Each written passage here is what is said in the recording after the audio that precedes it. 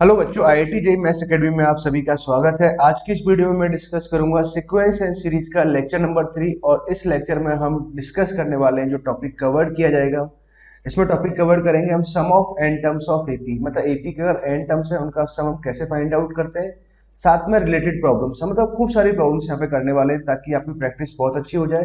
साथ में previous year problems of JEE advance, ठीक है, एंड साथ में जेईई मेन की जो प्रॉब्लम्स है जो इस वाले पार्ट को बिलोंग करती हैं, ठीक है, sum of N terms of AP से जो रिलेटेड है उन प्रॉब्लम्स को भी हम यहाँ पर करने वाले हैं। ठीक है बच्चों, नाउ तो टॉपिक को स्टार्ट करते हैं और समझते हैं। तो पहला हम सीखते हैं sum of N terms of AP. Sum of N terms of AP. AP के एन टर्म्स का आपको सम लिखना होता है। तो देखो पहले तो फर्स्ट ऑफ ऑल तो क्या है कि देखो एक आइडिया होना चाहिए कि कैसे हम सम निकालेंगे। देखो एक बहुत आपको पुरानी बात बताते हैं, बहुत पुरानी बात है, 100-200 साल पुरानी बात है भाई, समझिए तकरीबन 200 साल पुरानी बात। एक्चुअली क्या है कि एक क्लास में एक बच्चा था, उससे क्या है कि मैडम या सर है ना, उनसे एक डाउट, ऐसे क्वेश्चन पूछा था। जैसे मान लो कि आपको इस सीरीज का सम बताना, 1+2+3+4+5 अप टू 100 तक। अब देखो इसका सम निकालना कोई से बिग डील नहीं है आज के समय के हिसाब से, बट अगर पहले समय के हिसाब से देखें तो एक्चुअली छोटी छोटी बातें भी बहुत बड़ी हुआ करती थी।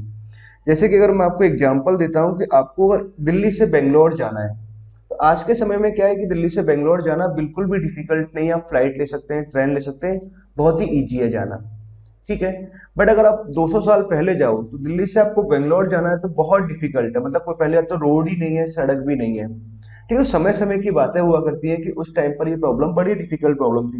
बट मैम ने सर ने क्लास में क्वेश्चन पूछा था, बच्चा थोड़ा स्मार्ट था, वो बच्चा इतना स्मार्ट था कि बाद में जाके मैथमेटिशियन बना था, ठीक है। तो उसने क्या किया, सीरीज का सम निकालना था तो क्या किया, सभी टर्म्स को रिवर्स करके लिख दिया।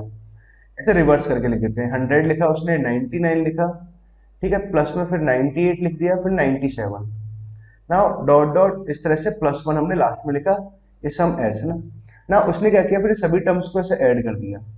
तो जब यहाँ ऐड कराएंगे तो कितना आ जाएगा, 2s यहाँ से आ गया, 101 यहाँ पर आया, अगेन इन दोनों टर्म्स को अगर ऐड करते हैं तो कितना आ जाएगा, 101 यहाँ पर आ गया, इन टर्म्स को ऐड किया, कितना आ गया, 101 आया, ठीक है। डॉट डॉट डॉट डॉट और यहाँ भी कितना आ जाएगा, 101 आ जाएगा। अच्छा, नंबर ऑफ टर्म्स के बारे में अगर बात करें तो ये पहला टर्म है, दूसरा टर्म है, तीसरा टर्म हमने लिखा, करस्पॉन्डिंग ये 100वां टर्म लिखा हुआ है, ठीक है। तो 101 को हम कितनी बार जोड़ रहे हैं, तो 100 टाइम्स हमने जोड़ा ना, तो 100 इंटू कितना आ जाएगा, 101 आ जाएगा, 2s इक्वल टू, तो s इक्वल टू कितना आ गया, तो इसका सम तो आ गया 100 इंटू 101 अपॉन में 2 आ गया, ठीक है। तो इसका सम ये आया, ठीक। नाउ तो अब इसका क्या, इस वाले पार्ट को, जो इस वाले आइडिया को आगे और डेवलप किया और फिर यहां से हम sum of N terms of AP के बारे में अब बात को समझते हैं। मान लो पहले तो हमने क्या किया, एपी लिखते हैं, एपी का फर्स्ट टर्म हमने ए ले लिया और कॉमन डिफरेंस डी ले लेते हैं, तो नेक्स्ट टर्म कितना आ जाएगा, ए प्लस डी आ गया, ए प्लस 2 डी आया, ए प्लस 3 डी आया, ठीक है। डॉट डॉट कितना आ जाएगा, a plus n minus 1 into d, ठीक है, हमने ये लिखा ना। उसका सम लिखना है, सम ऑफ एन टर्म्स हमें लिखना है। तो फर्स्ट टर्म तो ए है, सेकेंड टर्म कितना है, ए प्लस डी है, और थर्ड टर्म कितना लिखा हुआ, ए प्लस 2 डी लिखा हुआ है, एंड डॉट डॉट डॉट आपको सभी टर्म्स का सम ऐसे लिखना है।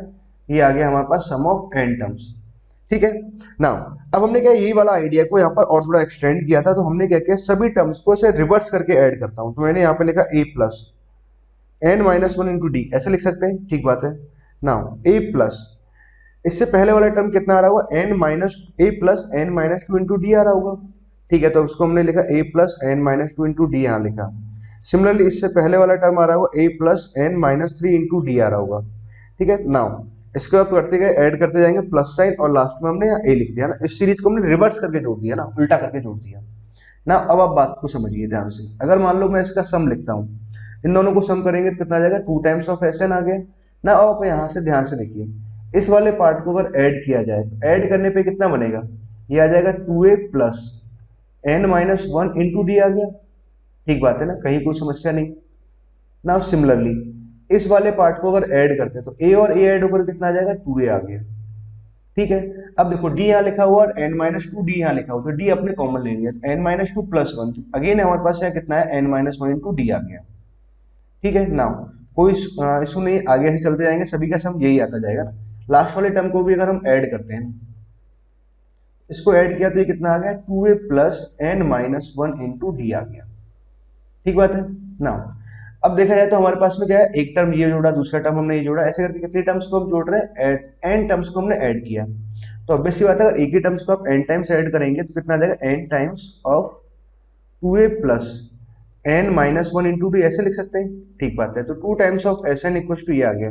तो एस एन इक्वल टू अगर हम बात करें तो कितना आ गया, नंबर ऑफ टर्म्स बाई 2 आ गया, 2a plus n minus one into d आ गया। ये हमारे पास में क्या है, sum of N terms of AP. ठीक है, अब मान लो देखो एपी का हमें सम निकालना होता है, तो कुछ बातें आप समझिए।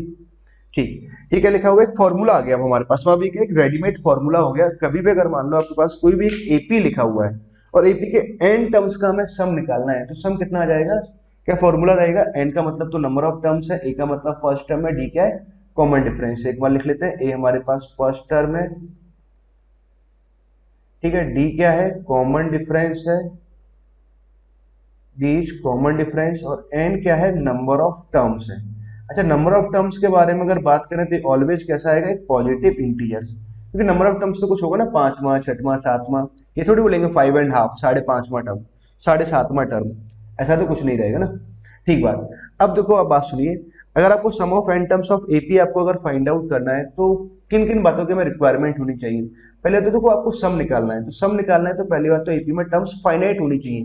भाई कितनी टर्म्स का आप सम निकाल रहे हो, 10 टर्म्स का, 20 टर्म्स का, 50 का, 100 का, 1000 का, करोड़ का, तो पहले नंबर ऑफ टर्म्स फिक्स होना चाहिए।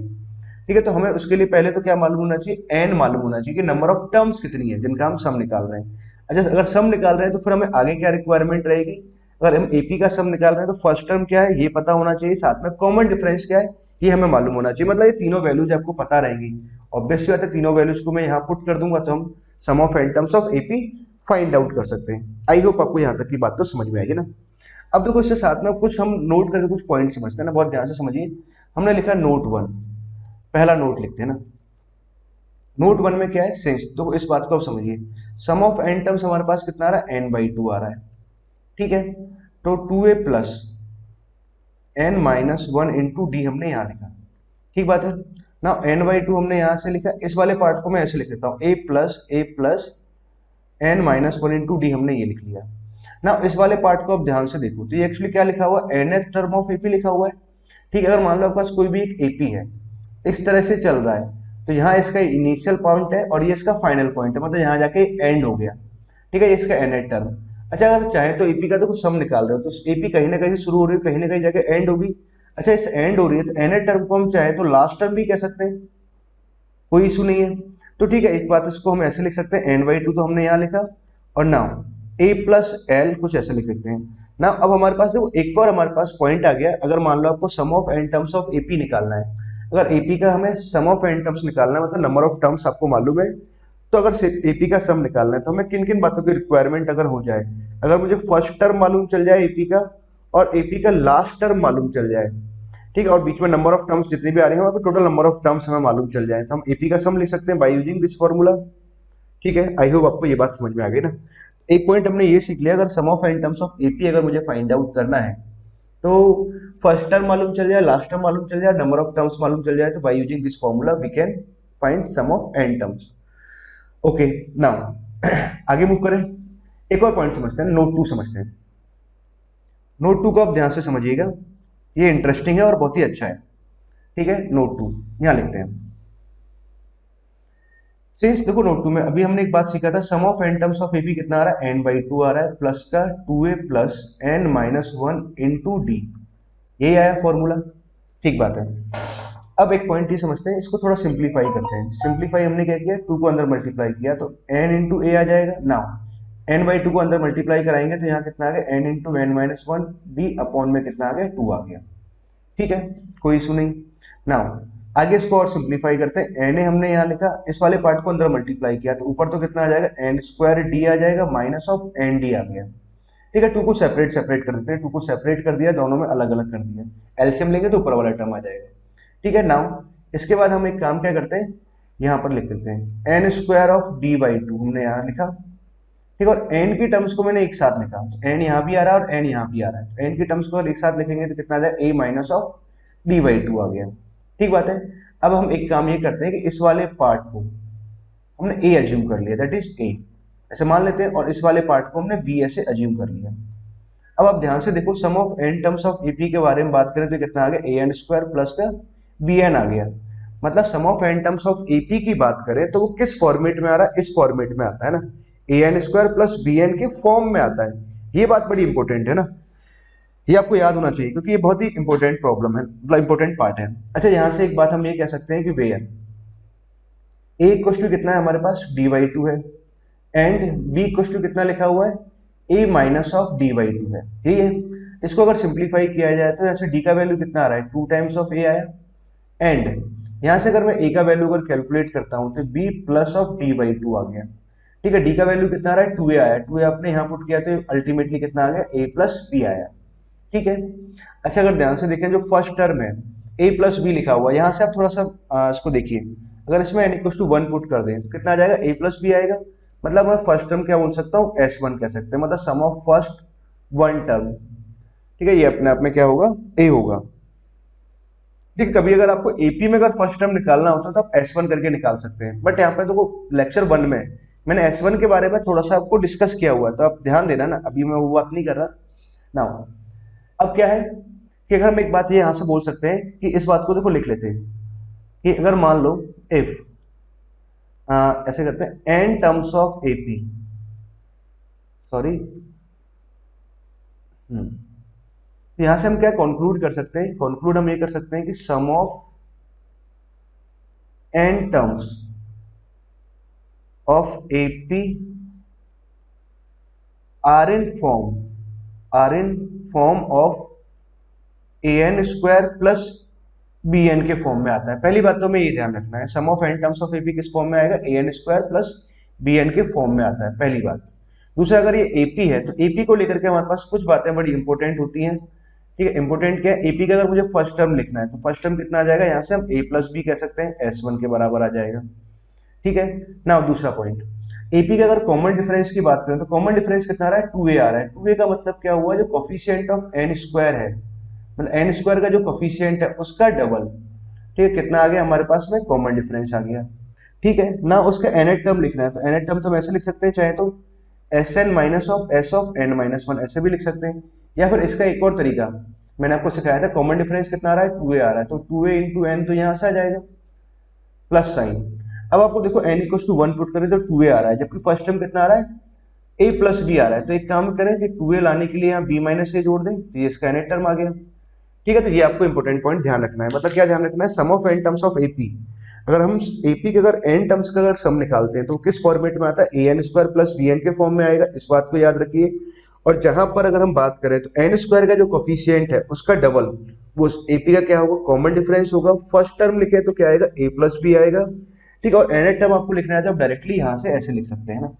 ठीक है, एंड साथ में मैं एक और पॉइंट यहाँ पे लिख रहा हूँ, and converse is also true, converse is also true, converse भी ट्रू है। अच्छा, इस बात का मतलब क्या है, इस बात का मतलब है कि एनी सीक्वेंस, कोई भी सीक्वेंस है, ठीक है, कोई भी सीक्वेंस अगर उसका सम ऑफ एन टर्म्स अगर इस फॉर्मेट में है, a n square plus b n के फॉर्म में है, तो वो सीक्वेंस क्या होगी, एपी होगी। ठीक है बच्चों, आई होप आपको बात समझ में आ गई ना। जैसे मान लो कि इस बात को मैं आपको एग्जांपल से पूछता हूं, मैंने पूछा कि मान लो any sequence whose sum of N terms, उस सम ऑफ एन टर्म्स, इसके एन टर्म्स का सम कितना आ रहा है हमारे पास, कुछ मान लेते हैं three n square plus two n आ रहा है। ठीक है, ये है। देन आपसे अगर पूछा जाए सीक्वेंस इज, तो सीक्वेंस क्या होगी, तो आप उस पर डायरेक्ट कमेंट कर सकते हैं भैया वो सीक्वेंस क्या रही होगी, एपी रही होगी।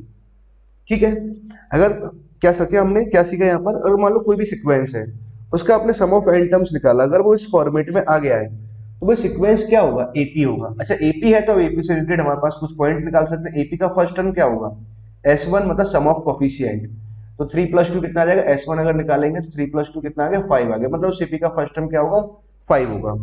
ठीक है, सेकंड बात, अगर हम कॉमन डिफरेंस की बात करें तो कॉमन डिफरेंस क्या रहेगा, कॉमन डिफरेंस क्या आएगा, एन स्क्वायर का जो कोफिशिएंट है उसका डबल, ये कॉमन डिफरेंस आ जाएगा। ठीक बात। अच्छा, अगर आपको एपी का एनएट टर्म लिखना है, एनएट टर्म देखो आप डायरेक्ट लिख सकते हैं। एक तरीका तो ये होता है जो हमने लेक्चर 1 में सीखा हुआ है, s n minus of s of n minus one, ऐसे लिख सकते हैं। या फिर इसको जब आप सॉल्व करेंगे तो थोड़ा टाइम लगता है, 3n स्क्वायर आपने यहाँ लिखा प्लस का 2n आपने यहाँ लिखेंगे, देन आप फिर क्या कराएंगे 3n-1 का whole square plus sign of 2 into n-1, then आप इसको ऐसे लिख करके सॉल्व करोगे। अच्छा, इसका आप आंसर देखो, मुझे डायरेक्ट अगर लिखना है तो मैं डायरेक्ट लिख सकता हूँ, चुटकियों में लिखा जा सकता है। कैसे? कॉमन डिफरेंस कितना आ रहा है 6 आ रहा है, तो एन टर्म कितना आएगा dn टाइम्स dn प्लस मतलब dn ऐसे कुछ आ गया, मतलब 6n के फॉर्मेट में, dn के फॉर्मेट में आएगा, प्लस कुछ रिमेनिंग क्वांटिटी आएगा, उसका हमें ध्यान देना है कि n इक्वल टू 1 पुट किया, तो यहाँ 6 आ रहा है, जबकि फर्स्ट टर्म मेरा कितना आ रहा है 5 आ रहा है, तो फर्स्ट टर्म 5 लाने के लिए क्या करना चाहिए, 1 को आप सब्ट्रैक्ट कर दो, तो कितना आ गया n टर्म हमारे पास ये आ गया। ठीक है, और इसको भी आप सॉल्व करोगे तो यही आंसर आएगा, आप सॉल्व करके देखना, मैं यहाँ पे सॉल्व नहीं कर रहा हूँ। क्लियर बच्चों ना? आई होप आपको ये प्रॉब्लम अच्छे ढंग से क्लियर हो गया, ये वाला कंसेप्ट भी आपको समझ में आ गया। ये अच्छा कंसेप्ट है ना। देखो मैं यहाँ पर क्या है, फॉर्मूले पर बहुत ज्यादा फोकस नहीं किया, क्योंकि फॉर्मूला ऑलमोस्ट सभी बच्चों को पता है कि sum of n terms of AP कितना आता है n/2 number of terms upon 2 into में क्या लिखेंगे 2a प्लस साइन जो भी आपने यहाँ लिखा है उससे एक कम में जो यहाँ लिखना है n-1 इंटू डी है ना, ये आ जाएगा sum of n terms of AP आ गया। क्लियर है? कहीं कोई इसमें इशू नहीं है ना। नाउ अब हम बात करते हैं ना, पहला नोट हमने सीख लिया था, अगर एपी का सम निकालना है तो फर्स्ट टर्म और लास्ट टर्म मालूम चल जाए then we can find the sum. Note 2 में हमने क्या सीखा है कि जो sum of n terms of AP होता है वो ऑलवेज इस फॉर्मेट में होता है ना, an² प्लस bn के फॉर्मेट में होगा, और ये भी कुछ ना कुछ हमें इंफॉर्मेशन देता है। क्या बताता है? अगर आपको ये मालूम चल गया तो आप तुरंत क्या बोल सकते हैं, कॉमन डिफरेंस क्या आएगा n² के कोफिशिएंट का डबल होगा, और फर्स्ट टर्म क्या होगा a प्लस b होगा। क्लियर बच्चों? आई होप आपको यहाँ तक की बात समझ में आ गई ना।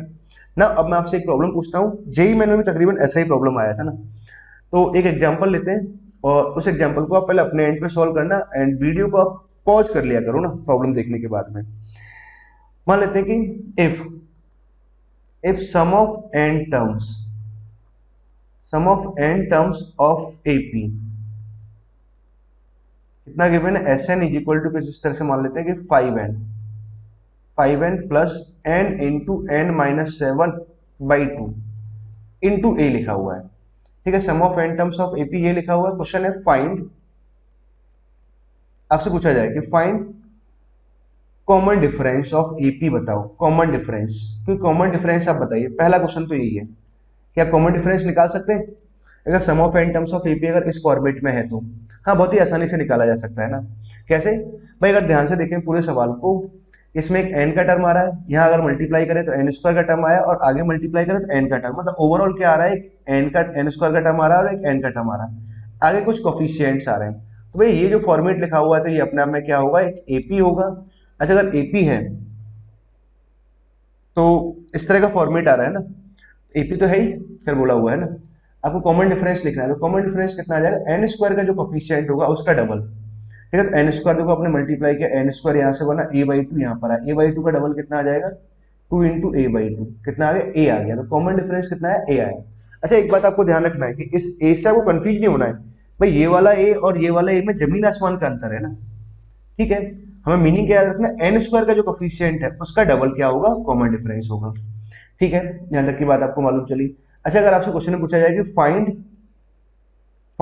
50th टर्म निकालो, T50 निकालो 50th टर्म, तो देखो बहुत ही आसानी से लिख सकते हैं। 50th टर्म कितना आ जाएगा, फर्स्ट टर्म आप लिखोगे, ठीक है, प्लस में आप क्या लिखेंगे, इससे एक कम लिखेंगे 49 इंटू में क्या आएगा, कॉमन डिफरेंस, ये आ जाएगा। अब फर्स्ट टर्म आपको लिखना है, तो फर्स्ट टर्म तो किसके बराबर आ जाएगा, S1। ठीक है, n बराबर 1 आपने यहाँ पुट कर दिया तो 5 तो यहाँ से आ गया। ठीक है, n बराबर जब 1 यहाँ पुट करेंगे तो n का वैल्यू 1 पुट किया तो n 1-7 यहाँ करेंगे तो कितना आ जाएगा, -6 आ गया, अपॉन में कितना आ गया 2 आ गया। ठीक है, इनटू में क्या लिखा हुआ a, तो this is the first term, ये तो फर्स्ट टर्म लिखा हुआ है। नाउ 49 यहाँ से लिखा हुआ, कॉमन डिफरेंस कितना लिखा है, a लिखा हुआ है। इस वाले पार्ट को सिंप्लीफाई करें तो 5 -3 है तो यहाँ से आ गया, प्लस में कितना आ रहा है 49a आया, फाइनली कितना आ गया 5 + 46a आ गया। क्लियर बच्चों? आई होप आपको ये बात भी समझ में आ गई ना। तो हमने ये वाला पॉइंट भी समझ लिया कि sum of n terms of AP का जो फॉर्मेट आता है वो कैसा आता है, an² प्लस bn के फॉर्म का होता है, उससे रिलेटेड हमने यहाँ पे एक प्रॉब्लम भी सॉल्व कर लिया। ठीक है ना, अब हम आगे बढ़ते हैं, एक और हम नोट 3 लेते हैं ना। नोट 3 में कुछ पॉइंट सीखेंगे, बड़े ध्यान से समझना। नोट 3 एक और नोट है ना, कि जैसे मान लो कि हमारे पास फर्स्ट पॉइंट में लिखा है कि you have to find the sum of this series, मतलब sum of first n natural number आपको लिखना है।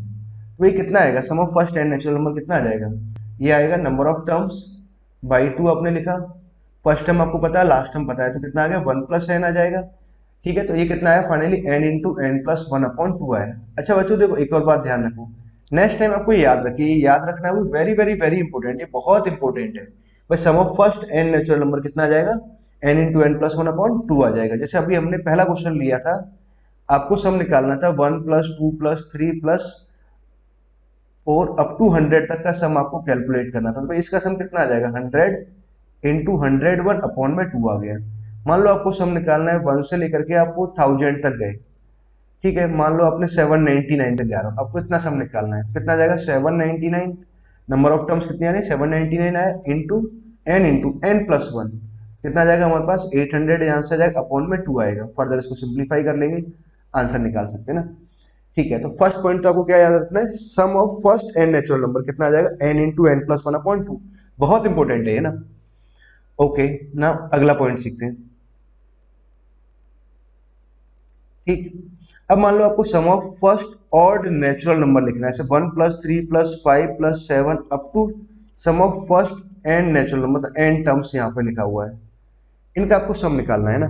तो इसका सम क्या आएगा, ये सब आपको डायरेक्टली याद होनी चाहिए ना, क्वेश्चन जब आप सॉल्व करें तो फटाफट फटाफट आपको आंसर्स आना चाहिए, खटाखट आंसर दो उनके ना। ओके, क्या आएगा मैं आपको यहाँ प्रूव कर देता हूँ पहले। तो पहली बात तो समझिए इसका एन टर्म कितना आएगा, एन टर्म जब आप निकालेंगे तो कॉमन डिफरेंस कितना आ रहा है 2 आ रहा है, तो 2n। अब n इक्वल टू हमने 1 पुट किया तो 2 आ रहा है, फर्स्ट टर्म कितना आना चाहिए 1 आना चाहिए, तो 1 सब्ट्रैक्ट करते हैं, इसका एन टर्म कितना आ जाएगा 2n माइनस 1 आया। ठीक है, नंबर ऑफ टर्म्स तो कितनी है n टर्म्स है, तो नंबर ऑफ टर्म्स आपने लिखा बाई 2 हमने यहाँ लिखा अपॉन सॉरी, फिर क्या लिखेंगे फर्स्ट टर्म और प्लस लास्ट टर्म, ऐसे कुछ आया, 1 से 1 कैंसिल हो गया। ठीक है, यहाँ 2n 2 से 2 कैंसिल हो जाएगा, फाइनली सम कितना आ गया n स्क्वायर आ गया। मतलब आपको क्या ध्यान रखना है, sum of first odd natural number आपको लिखना है, तो भाई इसका सम कितना आ जाएगा n स्क्वायर आ जाएगा, मतलब नंबर ऑफ टर्म्स पावर 2 आ गया है ना। ओके, तो छोटा सा सवाल है, ऐसे पूछ लेते हैं आप लोगों से। मान लो आपको सम निकालना है 1 plus 3 plus 5 plus 7 plus up to मान लेते हैं आपको जाना है 99 तक का सम निकालना है, तो भाई इसका सम कितना आएगा।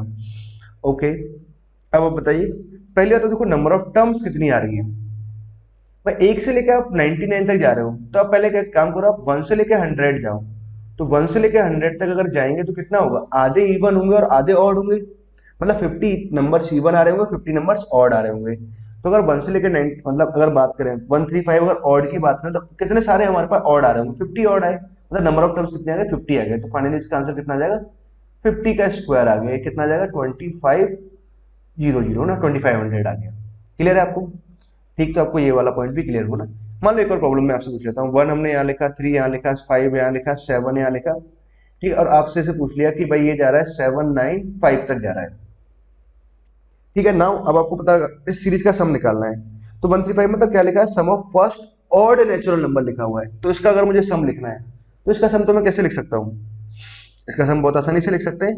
तो इसमें अगर नंबर ऑफ टर्म्स देखें तो कितना आ रहा है, पहले आप जाओ 1 से लेकर 796 तक जाइए, तो 796 तक आप गए, अगर इसमें बात करें तो आधे इवन होंगे आधे ऑड होंगे, तो 2 से हमने इसको डिवाइड लगाया, 3 टाइम्स यहाँ से आ जाएगा, 1 यहाँ से आ गया 19, तो 18 टाइम्स चला जाएगा, 1 यहाँ से कितना आ जाएगा 398 आ गया, तो नंबर ऑफ टर्म्स हमारे पास कितनी है 398 आया, तो इसका सम कितना आ जाएगा 398 का होल स्क्वायर आ जाएगा। ठीक है, बात क्लियर हो गई ना।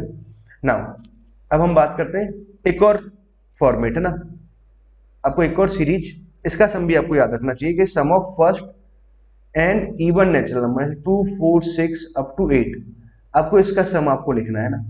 तो ठीक है, अप टू n टर्म्स तक आप जा रहे हैं, तो अगर बात करें लास्ट टर्म की, अगर बात करें तो भाई लास्ट टर्म कितना आ रहा होगा 2n आ रहा होगा। ठीक है, अगर आपको सम लिखना है तो नंबर ऑफ टर्म्स बाई 2 आपने लिखा, फिर आप यहाँ लिखोगे first term plus last term आप लिखेंगे। ठीक है, 2 तो यहाँ से कॉमन है कैंसिल होगा, फाइनली कितना आ गया n इंटू एन प्लस 1 आ गया। मतलब क्या रहा कि अगर आपको sum of first n even natural number लिखना है तो कितना आ जाएगा n इंटू एन प्लस 1 आएगा। ठीक, जैसे अगर आपसे पूछा जाए कि भैया 2 plus 4 plus 6 plus up to आपको 100 तक का सम लिखना है, तो ये नंबर ऑफ टर्म्स कितनी आई 50, सम कितना आ जाएगा 50 इंटू 51 आ जाएगा, n into n plus 1, number of terms into number of terms plus 1 आ जाएगा। ठीक है, उसको तो आप सॉल्व करने का एक और तरीका हो सकता है, यहाँ से 2 कॉमन ले लो, अंदर क्या बनेगा 1 प्लस 2 प्लस 3 अप टू 50 तक बनेगा, और सम ऑफ फर्स्ट 50 नेचुरल नंबर्स का फॉर्मूला लगा दोगे ना, एन वाला, ये वाला फॉर्मूला अप्लाई कर देंगे। ठीक है बच्चों, आई होप आपको यहाँ तक की बात समझ में आई है ना। तो तीन हमारे पास में क्या है, एक इंपोर्टेंट सीरीज लिखा हुआ है, तो इसका हेडिंग लिख लो। तो अब हमने ये पॉइंट समझ लिया, अब हम यहाँ से स्टार्ट करते हैं प्रॉब्लम वाला पार्ट, है ना। अब हम इसकी प्रॉब्लम्स करेंगे और खूब सारी प्रॉब्लम्स यहाँ से करने वाले हैं ना। ठीक है, थ्योरी वाला पार्ट तो अपना कंप्लीट हो गया, इतना सा इसमें थ्योरी था। Sum of N terms of AP आपको अगर फाइंड आउट करना होता है, क्या उसका फॉर्मूला होगा, क्या उसकी रिक्वायरमेंट रहेगी, ये सारी बातें हमने समझ ली ना। ना तो स्टार्ट करते हैं एकदम बेसिक प्रॉब्लम से। तो पहला प्रॉब्लम तो मैंने ये लिया, if sum of N terms of AP, एक एपी आपको बोल दिया ना, पहला क्या लिखा है टर्म 20 है, अगला टर्म क्या लिखा है 19 1/3 18 2/3। ठीक है, ऐसे कुछ लिखा हुआ है। Sum of N terms of AP is 300, कितना देखा है 300 दे रखा है। तो क्वेश्चन है find value of n, n का आपको वैल्यू निकालना है, एंड साथ में explain double answer of n, double answer of n, n का जो डबल आंसर आ रहा है उसको आपको एक्सप्लेन भी करना है। ठीक है बच्चों, तो इस प्रॉब्लम को आप ट्राई करिए ना। और एक और क्वेश्चन पूछेंगे इसी में एंड करके, वो अभी पूछा जाएगा ना।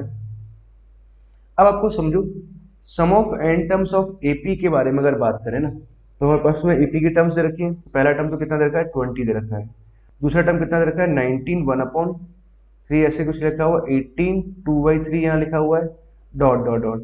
अच्छा अगर ध्यान से देखा जाए तो फर्स्ट टर्म 20 लिख लेते हैं, इसको अगर लिखा है कितना जाएगा 57 58/3 आ गया ना। यहाँ से कितना बनेगा 56/3, डॉट डॉट कुछ ऐसे लिखा हुआ है। अच्छा अगर ध्यान से देखें तो फर्स्ट टर्म को मैं ऐसे लिख देता हूँ 60/3, ऐसे लिख सकते हैं 20 को।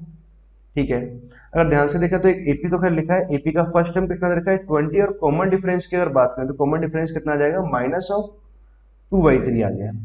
ठीक है, क्या गिवन है, इसके एन टर्म्स का सम कितना आ रहा है 300 आ रहा है, मतलब प्लस प्लस अगर करें तो अप टू एन टर्म्स तक का सम कितना गिवन है 300 गिवन है। तो for that you have to find the value of n, n का वैल्यू मुझे फाइंड आउट करना है। तो क्या आ जाएगा सम, अब लिखेंगे नंबर ऑफ टर्म्स n/2 हमने यहाँ लिखा by 2, 2 into A, first term कितना आ रहा है 20 आ गया, plus sign n-1, number of terms -1 into common difference कितना आ गया -2/3 हमने यहाँ लिखा। ठीक है, इंटू में सॉरी इक्वल टू कितना गिवन है 300 गिवन है। ठीक है, ओके। अब देखो एक बात समझो, 2 यहाँ से कॉमन आ रहा है, तो 2 तो हमने कॉमन लिया, 2 को यहाँ कैंसिल कर दिया। ठीक बात, कहीं कोई समस्या नहीं। n/2 तो हमने यहाँ लिखा ना, पॉइंट समझिए 20 यहाँ लिखा हुआ है, माइनस साइन यहाँ पर आया, तो -(n-1) यहाँ से आ गया, अपॉन में कितना आ गया 3 आया, और दैट इक्वल टू कितना लिखा हुआ 300, इतना आ गया। ओके ना, उसको अगर सिंप्लीफाई करें तो n/2 तो हमने यहाँ से लिखा, एलसीएम लेते हैं तो यहाँ कितना आ गया 60, और -1 +1 तो ये कितना आ जाएगा 61 आ गया, -(n) यहाँ से अपॉन में कितना आएगा 3 आएगा। ठीक है, 2 यहाँ से कैंसिल हो गया सॉरी, और यहाँ कितना आ गया 300 आया।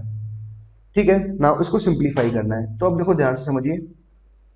अरे 3 को तो मैं इधर मल्टीप्लाई कर दूंगा, कितना आ जाएगा 900, तो इधर आ गया ना 900 यहाँ से आया, n को हमने अंदर मल्टीप्लाई करते हैं तो कितना बना है 61, n यहाँ से आ जाएगा -(n² आया।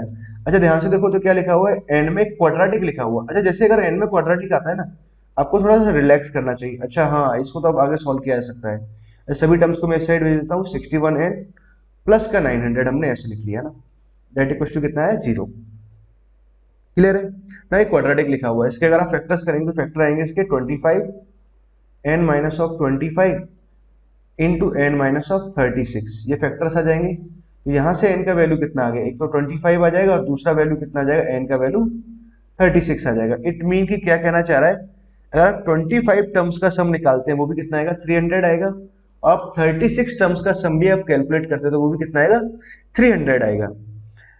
ठीक है नाउ, तो हमारे पास n का वैल्यू तो कितना आ गया 25 एंड 36 आ गया ना। आगे क्वेश्चन में पूछा हुआ है explain the double answer of n, n का जो डबल आंसर दे रखा है इसको मुझे एक्सप्लेन करना है ना, तो इसको हम कैसे एक्सप्लेन करेंगे समझिए ध्यान से ना, कि ऐसा कैसे पॉसिबल हुआ। अच्छा अगर देखो आप सीरीज को अगर ध्यान से देखें तो इसका कॉमन डिफरेंस कितना आ रहा है नेगेटिव, मतलब सीरीज डिक्रीज कर रही है ना, ये बात तो को क्लियर हो ही गया। तो सीरीज देखो डिक्रीज कर रही है, डिक्रीज कर रही है, डिक्रीज कर रही है, डिक्रीज करते करते करते कुछ ऐसा हो रहा है कि कुछ टाइम बाद में फिर नेगेटिव टर्म्स आना स्टार्ट हो गए, कुछ नेगेटिव टर्म्स आ रही हैं, कुछ नेगेटिव टर्म्स आना स्टार्ट हुआ, डिक्रीज करते करते नेगेटिव टर्म्स आना स्टार्ट हुआ ना। ठीक है, इससे पहले कुछ पॉजिटिव टर्म्स आ रहे होंगे, कुछ पॉजिटिव टर्म्स यहाँ पर आए, कुछ पॉजिटिव टर्म्स इधर भी आ रहे हैं, कुछ पॉजिटिव टर्म्स यहाँ पर लिख लिए ना। ठीक है, अब मान लो कि हमारे पास में ये जो टर्म्स हैं, यहाँ तक के टर्म्स को मान लेते हैं 25 टर्म्स हैं। This is number of terms कितना है, 25 है। इन सबका सम कितना आ रहा है, 300 आ रहा है। और उसने आगे बोला है कि 36 टर्म्स कभी अगर मैं सम निकालता हूँ वो भी कितना आ रहा है, 300 आ रहा है। तो इसका मतलब क्या हुआ, अगली जो नेक्स्ट हमारे पास 11 टर्म्स हैं, तो इन 11 टर्म्स के अगर मैं सम की बात करूं तो ये सम कितना आ रहा होगा, 0 आएगा।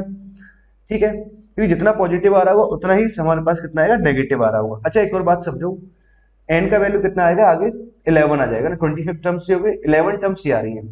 तो यहाँ 11 कितना आ रहा है, ऑड नंबर आ रहा है। तो इसका मतलब ये हुआ कि भाई जीरो इसके अंदर कंफर्मली होगा ही होगा। ठीक है, अभी हम ये चेक भी कर लेंगे ना।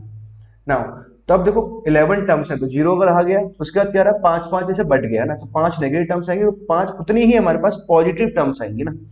ठीक है, तो वेटेज कैसा है, सेम है। वेटेज बताओ एपी में क्या होता है कि आप या तो वो क्या होता है, एक फिक्स कांस्टेंट से इंक्रीज करती है, फिक्स कांस्टेंट से डिक्रीज करती है। ओके, बात आप समझ गए होंगे ना, ध्यान। तो इतनी बात आपको क्लियर हो गई कि भाई इन सभी टर्म्स का सम कितना आना है, 0 आना है। तो सम अगर 0 आएगा तो भाई आपने 300 में अगर आप 0 ऐड करो तो कोई खास फर्क पड़ेगा क्या, बिल्कुल भी फर्क नहीं पड़ेगा। इट मीन कि आप 25 टर्म्स का सम कैलकुलेट करो या फिर आप 36 टर्म्स का सम कैलकुलेट करो, सम में कोई फर्क नहीं पड़ने वाला।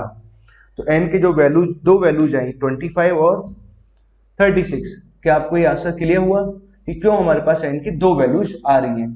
ठीक, क्योंकि ये वाली जो एपी थी डिक्रीज कर रही थी, घट रही थी, घटते घटते उस नेगेटिव टर्म्स आना स्टार्ट हो जा रहा था ना। ओके, आई होप आपको यहाँ तक की बात समझ में आ गई ना। ठीक है, तो ये प्रॉब्लम हमारे पास क्लियर हुआ। अच्छा इसमें एक और पार्ट आपसे पूछते हैं कि find maximum some of series, find maximum some of series, भाई इस सीरीज का मैक्सिमम सम निकालना है। अच्छा मैक्सिमम सम निकालना है तो इसका मतलब क्या हुआ, भाई इसका मतलब ये हुआ ना कि अगर हम सम निकाल रहे हैं तो सभी पॉजिटिव टर्म्स को जोड़ लें। फॉर मैक्सिमम टर्म्स के लिए क्या होना चाहिए, मैं यहाँ लिखता हूँ, अगर मैक्सिमम टर्म्स की बात करें तो यहां से लेकर के अगर मैं सभी पॉजिटिव टर्म्स को अगर जोड़ लेते हैं तो सम कैसा आ जाएगा, एस मैक्स आएगा। सीरीज का सम कैसा रहेगा, मैक्सिमम रहेगा। क्यों, क्योंकि अगर आप नेगेटिव टर्म्स को जोड़ना स्टार्ट करा होगा तो मैक्सिमम से कुछ नंबर कम होना शुरू हो जाएगा ना, सब मैक्सिमम रहेगा ही नहीं, है ना।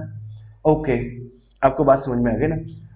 अब आपको मैक्सिमम सम आपको निकालना है, तो देखो सीरीज हमारे पास कुछ ऐसे लिखा हुआ था, इसका फर्स्ट टर्म पता है, कॉमन डिफरेंस पता है ना। अब देखो हमें पता लगाना है कितनी टर्म्स पॉजिटिव है, how many terms are positive. तो आपको ये बात मालूम है कि पॉजिटिव और नेगेटिव को कौन अलग करता है, जीरो अलग करता है ना। तो हम एक बात ये पता कर लेते हैं, क्या इस सीरीज में मान लो कि एन एट टर्म जीरो है, हमने ये मान लिया। ठीक है, मान के चल रहे हैं कि N eight term zero zero है या नहीं, अभी डिसाइड करेंगे। वैसे तो अभी क्लियर है कि जीरो होगा ही होगा ना, क्योंकि यहाँ पर ये जीरो अपने डिसाइड कर चुके थे, 11 टर्म्स आ रही थी तो एक टर्म जीरो बचेगा ही बचेगा, और बाकी अदर टर्म सिमेट्रिक फॉर्मेट में आनी आनी है। वेल चेक करते हैं, एन एट टर्म हमने मान लिया कि लेट एन एट टर्म कैसा आ रहा है, जीरो आ रहा है ना।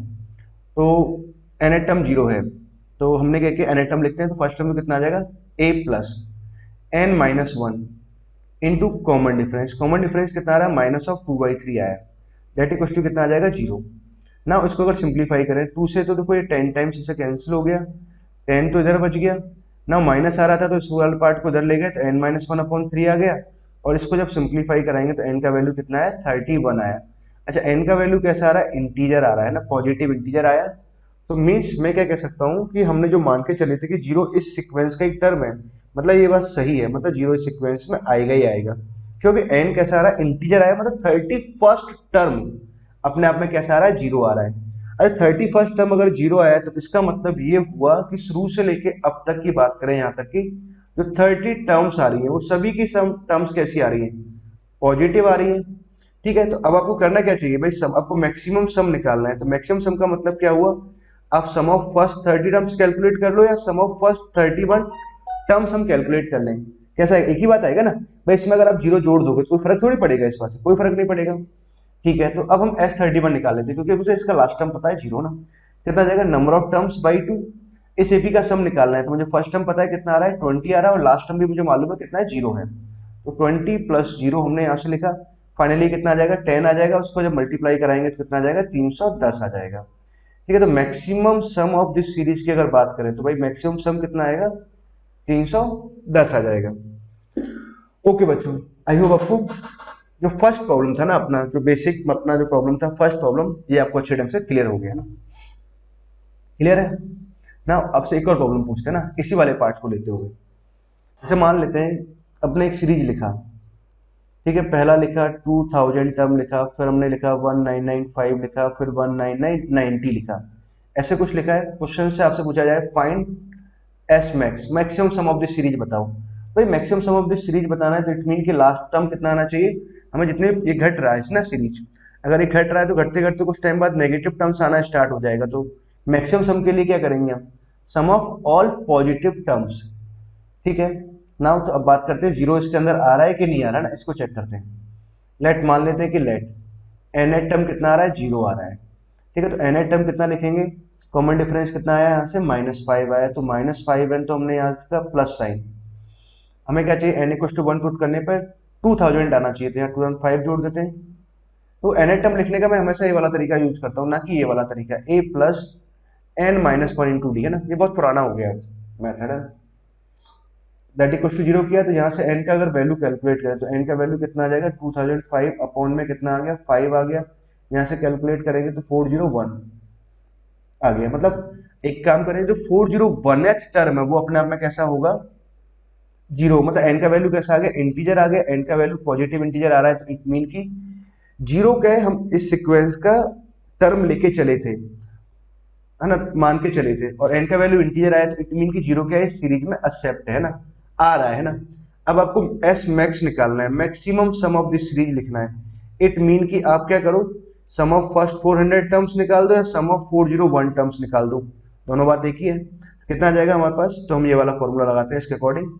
तो सम नंबर ऑफ टर्म्स आ गया 401 अपॉन में 2 आ जाएगा, फर्स्ट टर्म कितना आ रहा है 2000, यहाँ से आ गया, प्लस में कितना आ जाएगा लास्ट टर्म 0 आ गया, ठीक है, ये सम आ गया। इसको अगर यहाँ से कट करेंगे तो कितना आ जाएगा 1000, यहाँ से आ गया, ओके। इसको जब मल्टीप्लाई कराएंगे कितना आ जाएगा 401 ट्रिपल जीरो, 401 उसका ट्रिपल जीरो, ये आंसर आ गया। ठीक है बच्चों, आई होप आपको सेकंड प्रॉब्लम भी क्लियर हुआ ना, इसमें कहीं कोई इशू नहीं है ना। और प्रॉब्लम पूछते हैं आपसे, सेकंड प्रॉब्लम ये हुआ हमारा। अगला problem,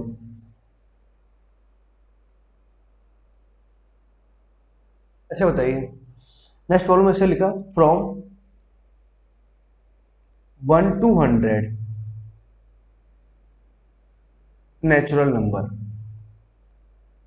from 1 to 100 natural number. इसमें आपसे कई सारे क्वेश्चन पूछेंगे। फर्स्ट क्वेश्चन पूछा आपसे, find find sum of numbers, find sum of numbers which are divisible by, which are divisible by 3, जो कैसे होना चाहिए 3 से डिविजिबल हो।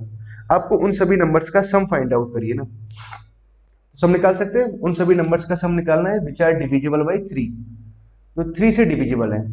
हाँ इजिली कर सकते हैं, मतलब वन से लेकर अगर 100 के बीच में जाए तो 1 2 3 अप टू 4 5 6 ऐसे आप चलते जाएंगे अप टू 100 तक।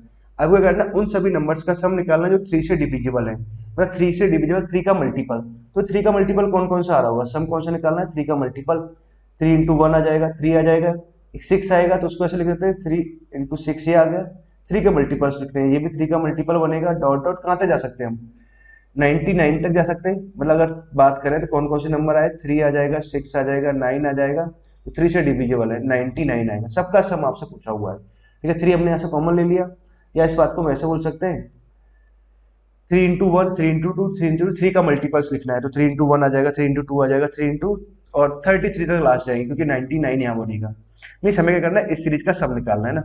अच्छा इसका सम तो बहुत आसानी से लिख सकते हैं, 3 इंटू ये क्या लिखा हुआ, sum of first 33 natural number, तो 33 इंटू 34 अपॉन में कितना आ जाएगा 2 आ जाएगा, ये आंसर आ गया। इसको आप सिंप्लीफाई कर सकते हैं ना। ठीक बच्चों, आई होप आपको फर्स्ट प्रॉब्लम क्लियर है ना। ना अगर मैं आपसे पूछूं कि find find sum of numbers, अब सम ऑफ नंबर्स निकालो which are divisible by, which are divisible by 5, जो 5 से कैसे है डिविजिबल है, आप उन सभी नंबर्स का आप सम कैलकुलेट करिए। अच्छा 5 से डिविजिबल है मतलब 5 के मल्टीपल, तो 5 के मल्टीपल कौन कितने आ सकते हैं हमारे पास में, एक 1 आ सकता है, मतलब 5 इंटू 1 5 इंटू 2 5 इंटू 3 और अप टू कहाँ तक जा सकते हैं 20 तक जा सकते हैं। इन सभी नंबर्स का आपको सम कैलकुलेट करना है, ठीक है। इन सभी नंबर्स का हम सम कैलकुलेट कर सकते हैं, तो ये सम आ गया। कितना आ जाएगा इसका वैल्यू 5 इंटू, तो 20 हमने यहाँ लिखा, 21 लिखेंगे, अपॉन में कितना आ जाएगा 2 आ जाएगा। ये आंसर आ गया ना। ठीक ना। इसमें एक और प्रॉब्लम आपसे पूछा जाए कि आपको करना क्या है, you have to find sum of numbers. Sum of numbers आप कैलकुलेट करिए विच आर डिविजिबल बाय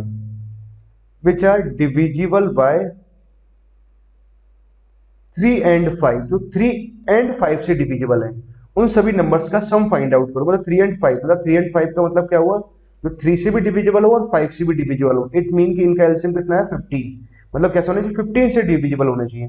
तो 15 से अगर डिविजिबल नंबर है तो 15 आ जाएगा।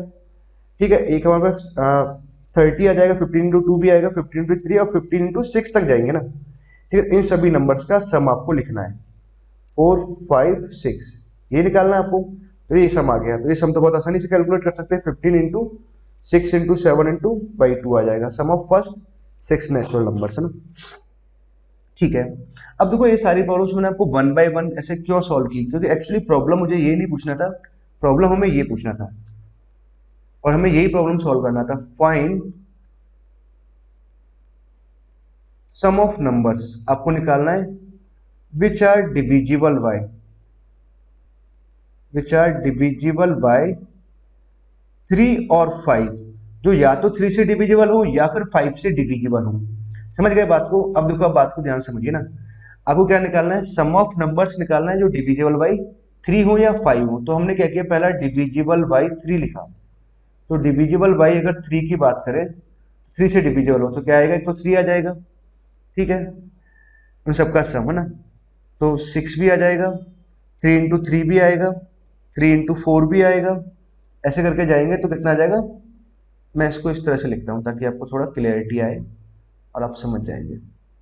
3 से डिविजिबल नंबर अगर ढूंढें तो एक तो 3 आ जाएगा, 6 आ जाएगा, 9 आ जाएगा, 12 आ जाएगा, 15 आएगा, ऐसे कुछ करके आपने लिखा और लास्ट कहाँ तक जाएंगे, 99 तक चले जाएंगे। ठीक है, अब आपने क्या किया, डिविजिबल बाई 15 5 नंबर ढूंढा आपने। 5 से डिविजिबल नंबर कौन कौन से आ रहे हैं। ठीक है, तो 5 से डिविजिबल नंबर आ जाएंगे, मतलब 5 आ गया, 10 आ जाएगा, 15 आ जाएगा, 20 आएगा, 25 आएगा और अप टू हम गए 100 तक जाएंगे। ठीक है, अब देखो बात को आप समझिए। क्वेश्चन ने क्या पूछा है, find sum of numbers which are divisible by 3 और 5, जो 3 से डिविजिबल हो या 5 से डिविजिबल हो।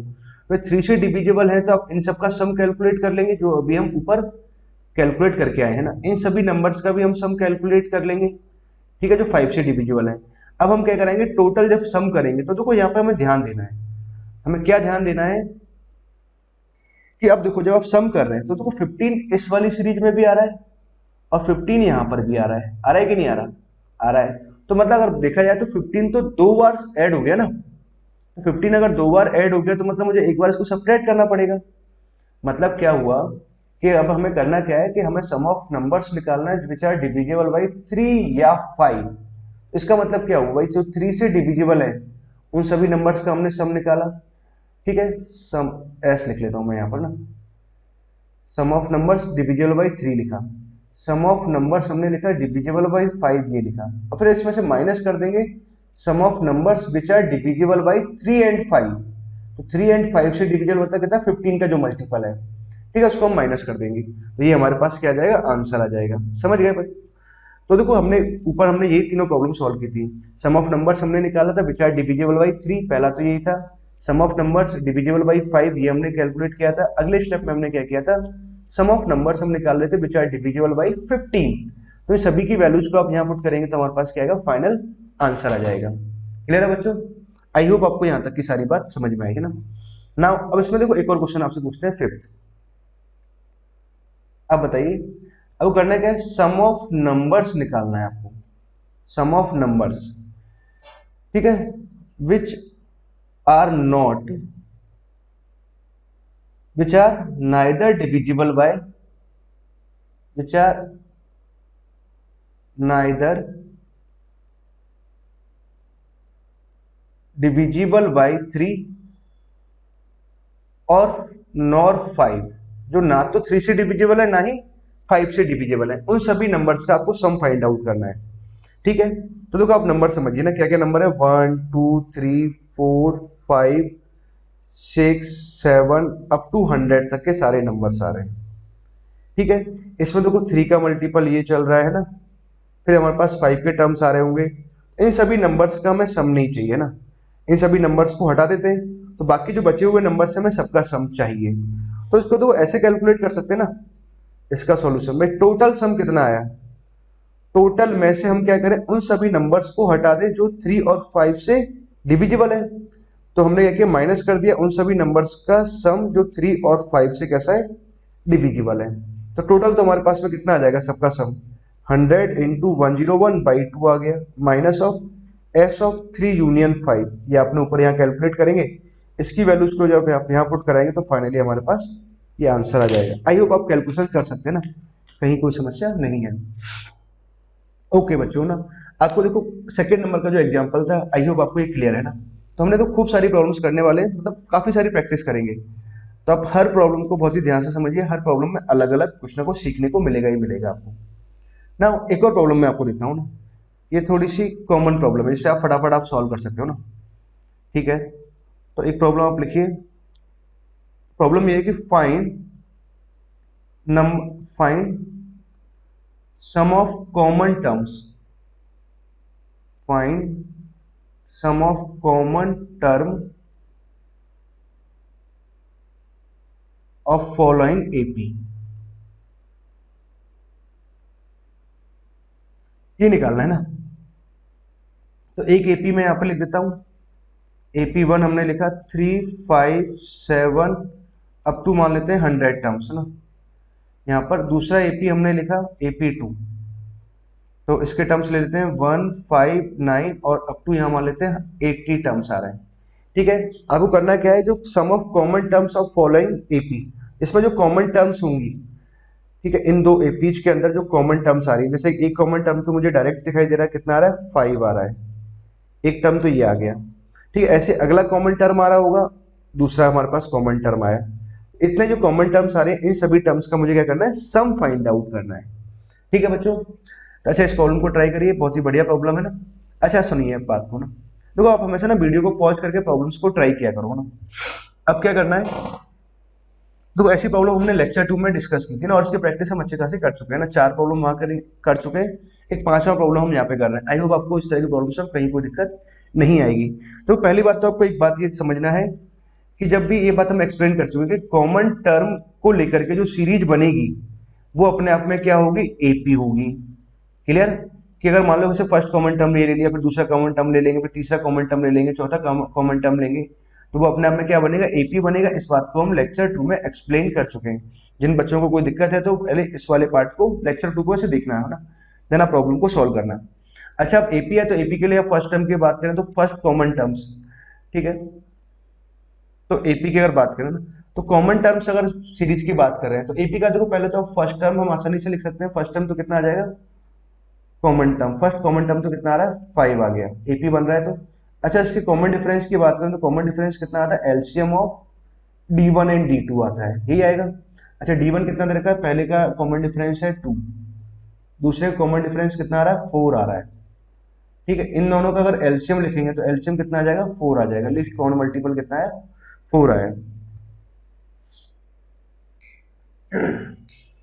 ठीक है, अच्छा अब आगे फिर सॉल्व कैसे करते हैं, अगर मान लो कि कॉमन टर्म अगर एपी की बात करें, कॉमन टर्म अगर एपी की अगर बात करें तो कॉमन टर्म एपी क्या बना हमारे पास में, एपी बना, फर्स्ट टर्म तो 5 आ गया, सेकंड टर्म कितना आ जाएगा, 5 प्लस डी आ जाएगा, थर्ड टर्म आ जाएगा 5 प्लस 2d आ जाएगा, ऐसे चलते जाएंगे, और ये मान लेते हैं इसका nth टर्म है ना। ठीक है, अब इस बात को आप डिसाइड कैसे करोगे, यहाँ पर 80 टर्म्स लिखा हुआ है ना, सॉरी 100 टर्म्स है, यहाँ पर 80 टर्म्स है। अब देखो पहला काम तो क्या करना चाहिए आपको, T100 कैलकुलेट करो, T100 यहाँ कैलकुलेट करते हैं, T100 कितना आ जाएगा, फर्स्ट टर्म तो आ जाएगा a plus n minus 1 into D, common difference कितना आ रहा है, 2 आया। ठीक है, इसको जब मल्टीप्लाई कराएंगे तो यहाँ कितना बनेगा, 200 माइनस 198 आ गया, 198 में हमने 3 जोड़ दिया तो कितना आ गया, 201 आ जाएगा। ठीक है, इसका 80th टर्म लिखते हैं, तो अगर इसका 80th टर्म लिखें तो कितना आ जाएगा, a प्लस, फर्स्ट टर्म तो 1 आ गया, common difference 79 into common difference n minus 1 into D, common difference कितना है, 4 आया। अच्छा 80 को अगर मैं 4 टाइम्स मल्टीप्लाई करूंगा तो कितना आ जाएगा, 320, माइनस 4 कर देते हैं, कितना आ जाएगा, 316 आया। इसमें हमने एक जोड़ दिया, कितना आ जाएगा, 317 आया। आपको समझ में आया ना इसको मैंने लिख दिया 80 माइनस 1 लिख दिया, अंदर मल्टीप्लाई किया तो 320 माइनस 1 माइनस 4 है ना, इस तरह से करना है। तो गुणा भाग आपका बहुत अच्छा होना चाहिए ना। 316 यहाँ से आया, प्लस 1 317 आया। अच्छा, तो एक बात तो क्लियर हो गई कि जो हमारे पास कॉमन टर्म है, तो कॉमन टर्म अगर बात करें टीएन जो आ रहा होगा, कॉमन टर्म वाली जो एपी होगी, तो वो क्या है कि 201 से कम ही आ रहा होगा भाई। 201 पे तो ये वाली जो सीरीज है वो 201 पे जाके एंड हो गई, और ये 317 उसके आगे जाके कहीं एंड हो रही है। तो इसका मतलब क्या हुआ, जो nth टर्म है वो अपना कैसा आ रहा होगा, that is less than equal to कितना आएगा, 201 आएगा इस वाली एपी का ना। तो अगर इस एपी का अगर nth टर्म लिखें तो कॉमन डिफरेंस कितना आ रहा है, 4 आया, तो 4n एक पुट किया तो यहाँ प्लस 1 आ जाएगा, ठीक है। लेस देन इक्वल टू कितना है, 201 आया ना। तो 4n यहाँ से करेंगे तो कितना आ जाएगा, 200 यहाँ पर आ जाएगा, और n का वैल्यू कितना आ गया, 100 आ गया, सॉरी 4 से जब डिवाइड कराएंगे तो 550 आ गया। अच्छा, n का वैल्यू कितना आ रहा है, इंटीजर आ रहा है। n का वैल्यू इंटीजर आ रहा है तो हम क्या कमेंट कर सकते हैं कि भैया 201 इस वाली एपी का कॉमन टर्म है। पहली बात, अगर यहाँ बराबर होता तो बराबर बराबर लेके चलते तो n का वैल्यू 50 आता, ठीक है। n का वैल्यू 50 आया तो इसका मतलब क्या हुआ कि ये वाला टर्म जो आप लेट करके चले हैं 201 क्या हुआ, इस वाली एपी का लास्ट कॉमन टर्म होगा ना, 201। अच्छा, और 201 क्या है, ये जो टर्म आ रहा है एक्चुअली ये इसका भी टर्म है और ये इसमें लास्ट मतलब टर्म आ रहा है ना, दोनों में कॉमन आएगा ना। ओके, एन का वैल्यू कितना आ गया, 50 आ गया। तो एन का वैल्यू 50 आया तो इसका मतलब क्या हुआ, नंबर ऑफ कॉमन टर्म्स कितने आ गए, 50 आ गए। तो नंबर ऑफ कॉमन टर्म्स आपको, नंबर ऑफ टर्म्स आपको मालूम है इस एपी का, ठीक है। फर्स्ट टर्म पता है, कॉमन डिफरेंस मालूम है, तो सम तो मैं आसानी से लिख सकता हूँ। सम ऑफ फर्स्ट 50 टर्म्स कितना आ जाएगा हमारे पास, 50/2, यहाँ लिखा प्लस साइन ऑफ 2a लिखेंगे। फर्स्ट टर्म कितना है 5, फिर कितना है n-1 कितना आएगा 49 इंटू कॉमन डिफरेंस कितना आ जाएगा 4 आ जाएगा, ठीक है। नाउ सिंप्लीफाई कर लेते हैं इसको। तो 50 तो यहाँ से आ गया, 50/2 अभी रहने दिया, तो यहाँ तो 10 बन जाएगा, और इसको अगर सिंप्लीफाई कराएंगे तो 200 माइनस 4 कितना हो जाएगा, 196 आ गया। यहाँ पे ऐड कराएंगे तो 206 आ जाएगा। 2 से इसको कैंसिल कर देंगे 25, और इसको मल्टीप्लाई करेंगे, ये अपना आंसर आ जाएगा। क्लियर है बच्चों? आई होप आपको ये वाली प्रॉब्लम भी अच्छे ढंग से क्लियर है, ठीक बच्चों ना। अच्छा बच्चों, नेक्स्ट प्रॉब्लम और लेते हैं, और प्रॉब्लम्स प्रैक्टिस करते हैं ना, ठीक है। तो खूब सारी प्रॉब्लम्स हम यहाँ पे करने वाले हैं हम लोगों ना। पहला प्रॉब्लम मैंने यहाँ पे लिया, मान लो कि इफ इन एपी, एपी की बात कर रहे हैं, अगर मान लो आपको एम ए टर्म कितना गिवन है, 1/n गिवन है, एंड एन एथ टर्म मान लेते हैं कि 1/m है, ठीक है। And you have to find the sum of first s m n term आपको फाइंड आउट करना है, ठीक है। तो इसको आप सॉल्व करिए ना, कैसे सॉल्व करेंगे तो आप ध्यान से समझिए ना। प्रॉब्लम में पहली बात तो गिवन क्या है, गिवन है हमारे पास एम एथ टर्म कितना है, 1/n, ठीक है। एन एथ टर्म कितना गिवन है, 1/m गिवन है। फाइंड आउट क्या करना है आपको, फाइंड आउट करना है sum of M n term. तो एक काम करते हैं, इसका लिए फॉर्मूला अप्लाई करते हैं, mn/2 यहाँ से आ जाएगा, फर्स्ट टर्म a मान लेते हैं और कॉमन डिफरेंस d, यहाँ फॉर्मूला लगाएंगे तो ये आ गया। एक्चुअली देखा जाए तो आंसर ही है ना, बट क्या a और d आपने अपनी साइड से माना है, तो आपको करना क्या होगा, a और d का वैल्यू आप फाइंड आउट करेंगे। a और d दो अननोन है, तो दो अननोन को निकालने के लिए हमारे पास दो कंडीशंस गिवन है, तो ये a और d के वैल्यू फाइंड आउट करके यहाँ पुट कर देंगे, तो हमारे पास क्या आ जाएगा, अल्टीमेट आंसर आ जाएगा, ठीक है ना। क्या करना चाहिए, इसको सिंप्लीफाई करते हैं। फर्स्ट टर्म हमने a ले लिया, कॉमन डिफरेंस d ले लिया, तो कितना आ जाएगा, इसको मैं लिख सकता हूँ a plus m-1 into d equal to कितना आ गया, 1/n यहाँ से आया। इसको अगर सिंप्लीफाई करते हैं तो n टर्म लिखेंगे तो a into n, a plus n-1 into d equal to कितना आ गया, 1/m आया, ठीक है। अब ना दो इक्वेशन दो अननोन है, हम तो इजीली क्या कर सकते हैं, a और d का वैल्यू यहाँ से फाइंड आउट कर सकते हैं। तो फर्स्ट में से सेकंड को सब्ट्रैक्ट किया, फर्स्ट में सेकंड को सब्ट्रैक्ट करेंगे तो a कैंसिल हो गया, माइनस डी और माइनस डी ये भी कैंसिल हो जाएगा।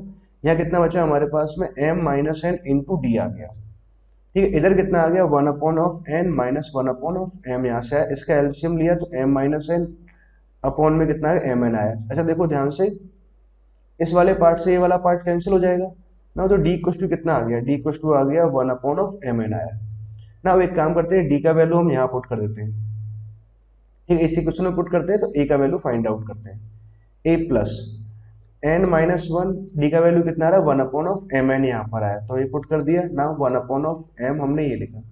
a का अगर वैल्यू लिखेंगे तो कितना आ जाएगा, 1/m यहाँ से आया, -n-1 अपॉन में कितना है, mn। अच्छा बेस का सारा अलग अलग, एक काम करते हैं n से ऊपर नीचे मल्टीप्लाई और डिवाइड कर देते हैं, बेस सेम हो गया तो ऊपर वाले पार्ट को हम डायरेक्ट सेपरेट कर देंगे। एन में से एन कैंसिल हो गया तो फाइनली कितना ऊपर 1 बचा और यहाँ से कितना आ गया एम एन आ गया। ठीक है, तो फर्स्ट टाइम कितना आ गया 1/mn और कॉमन डिफरेंस भी कितना है 1/mn आया। नाउ अगर मुझे इसका सम निकालना है तो sum of M N terms कितना आ जाएगा mn/2 तो हमने यहाँ से लिखा। नाउ 2 टाइम्स ऑफ ए का वैल्यू कितना आ जाएगा 1/mn, ये लिख लेते हैं, प्लस साइन ऑफ यहाँ कितना आएगा mn-1 इंटू डी का वैल्यू कितना आ रहा है 1/mn, हमने ये लिखा। ठीक है, तो अब देखो बात को समझिए, mn/2 तो हमने ये लिख लिया, यहाँ क्या mn को अपने एलसीएम ले लिया, एलसीएम ले लेंगे तो इधर तो कितना आ गया 2 यहाँ पर आया और यहाँ कितना है mn-1 आया। ठीक है, mn से mn कैंसिल हो जाएगा, फाइनली ऊपर कितना बचा mn+1/2, कितना आंसर आ जाएगा इसका, इसका आंसर आ जाएगा mn+1/2, that is final answer. Sum of first mn term है ना, sum of first mn terms कितना आ जाएगा, ये आ जाएगा। ठीक है बच्चों, आई होप आपको फर्स्ट प्रॉब्लम क्लियर है ना। इस वाले पार्ट का एग्जांपल अपना 2 ले रहे हैं ना, इसमें हम कई सारी प्रॉब्लम्स करने वाले हैं। ओके, नाउ नेक्स्ट प्रॉब्लम लेते हैं ना, सेकंड प्रॉब्लम लेते हैं कि इन एपी में अगर बात की जाए, इफ आपको क्या दे रखा है सम ऑफ 10 टर्म्स कितना गिवन है 530, सम ऑफ फर्स्ट 10 टर्म्स है ना, और सम ऑफ फर्स्ट 5 टर्म्स कितना गिवन है आपको 140 गिवन है। क्वेश्चन है find that S20 minus of S6। ठीक है, आपको ये फाइंड आउट करना है। अच्छा, ये वाला प्रॉब्लम जेई मेन में आया था 2021 में, इसलिए इसको मैंने यहाँ पे लिखा हुआ है ना, और जुलाई वाले पार्ट में आया था ना, जुलाई वाली शिफ्ट में आया था। ठीक है, तो आपको करना क्या है, ये फाइंड आउट करना है। बहुत ही आसान प्रॉब्लम हो गया है तो कि S20 आपको निकालना है, तो S20 निकालने के लिए कितना आएगा, अगर हम बात करें S20 तो देखो आप प्रॉब्लम को यहाँ से स्टार्ट करते हैं ना। तो बच्चों देखो, आप लोग क्या करो, हमेशा ना वीडियो को पॉज करके देन प्रॉब्लम को अटेम्प्ट किया करो। तो गिवन क्या है, हमेशा इस बात को फोकस करना चाहिए। भैया गिवन है आपके पास में, गिवन ये दे रखा है S10 530 गिवन है। ठीक है, और सम ऑफ 5 टर्म्स कितना गिवन है 140 गिवन है। ओके, एक सेकेंड, चलो ठीक है, थोड़ा बहुत मैं यहाँ पे लिख लेता हूँ। तो यहाँ से कितना आ जाएगा 10/2, तो चलो हमने यहाँ से लिखा, फर्स्ट टर्म a मान लेते हैं, तो 2a प्लस कॉमन डिफरेंस कितना कॉमन डिफरेंस d ले लेते हैं, तो यहाँ तो कितना आ जाएगा एक कम टर्म n-1 इंटू डी, और दैट इक्वल टू कितना आ गया 530 आया। ठीक है, इस वाले पार्ट को भी सिंप्लीफाई कर लेते हैं, तो यहाँ से कितना आ जाएगा 5/2, तो यहाँ से आ गया। ठीक है, और यहाँ से आ गया 2a plus 4 times of d equal to कितना आ जाएगा 140, ये आ जाएगा। ठीक है, आपके पास में ये तो कुछ कंडीशंस गिवन थी, तो जो उसको हमने अप्लाई कर लिया ना। ना हमें फाइंड आउट क्या करना है, हमें फाइंड आउट करना है S20 माइनस ऑफ S6, ये फाइंड आउट करना है। ठीक है, तो यहीं से स्टार्ट करते हैं ना। तो हमने क्या लिखा है 20/2 यहाँ पर लिखेंगे। ठीक है, तो 2a प्लस ये कितना आ जाएगा 19d, तो यहाँ से आ गया माइनस ऑफ S6 की अगर बात करें तो नंबर ऑफ टर्म्स बाई 2 हमने यहाँ लिखा है 2a प्लस यहाँ कितना आ जाएगा 5 इंटू डी आ जाएगा कॉमन डिफरेंस। ठीक है, ना उसको सिंप्लीफाई करते हैं, 2 से अच्छे 10 टाइम्स कैंसिल हो जाएगा, 2 से 3 टाइम्स कैंसिल हो गया, तो कितना आ गया हमारे पास। प्रॉब्लम को अगर समझे तो 10 तो यहाँ पर आया, 10 को अंदर मल्टीप्लाई कराएंगे कितना आ जाएगा 20a, तो यहाँ से आ गया, प्लस में कितना है 190d आ गया।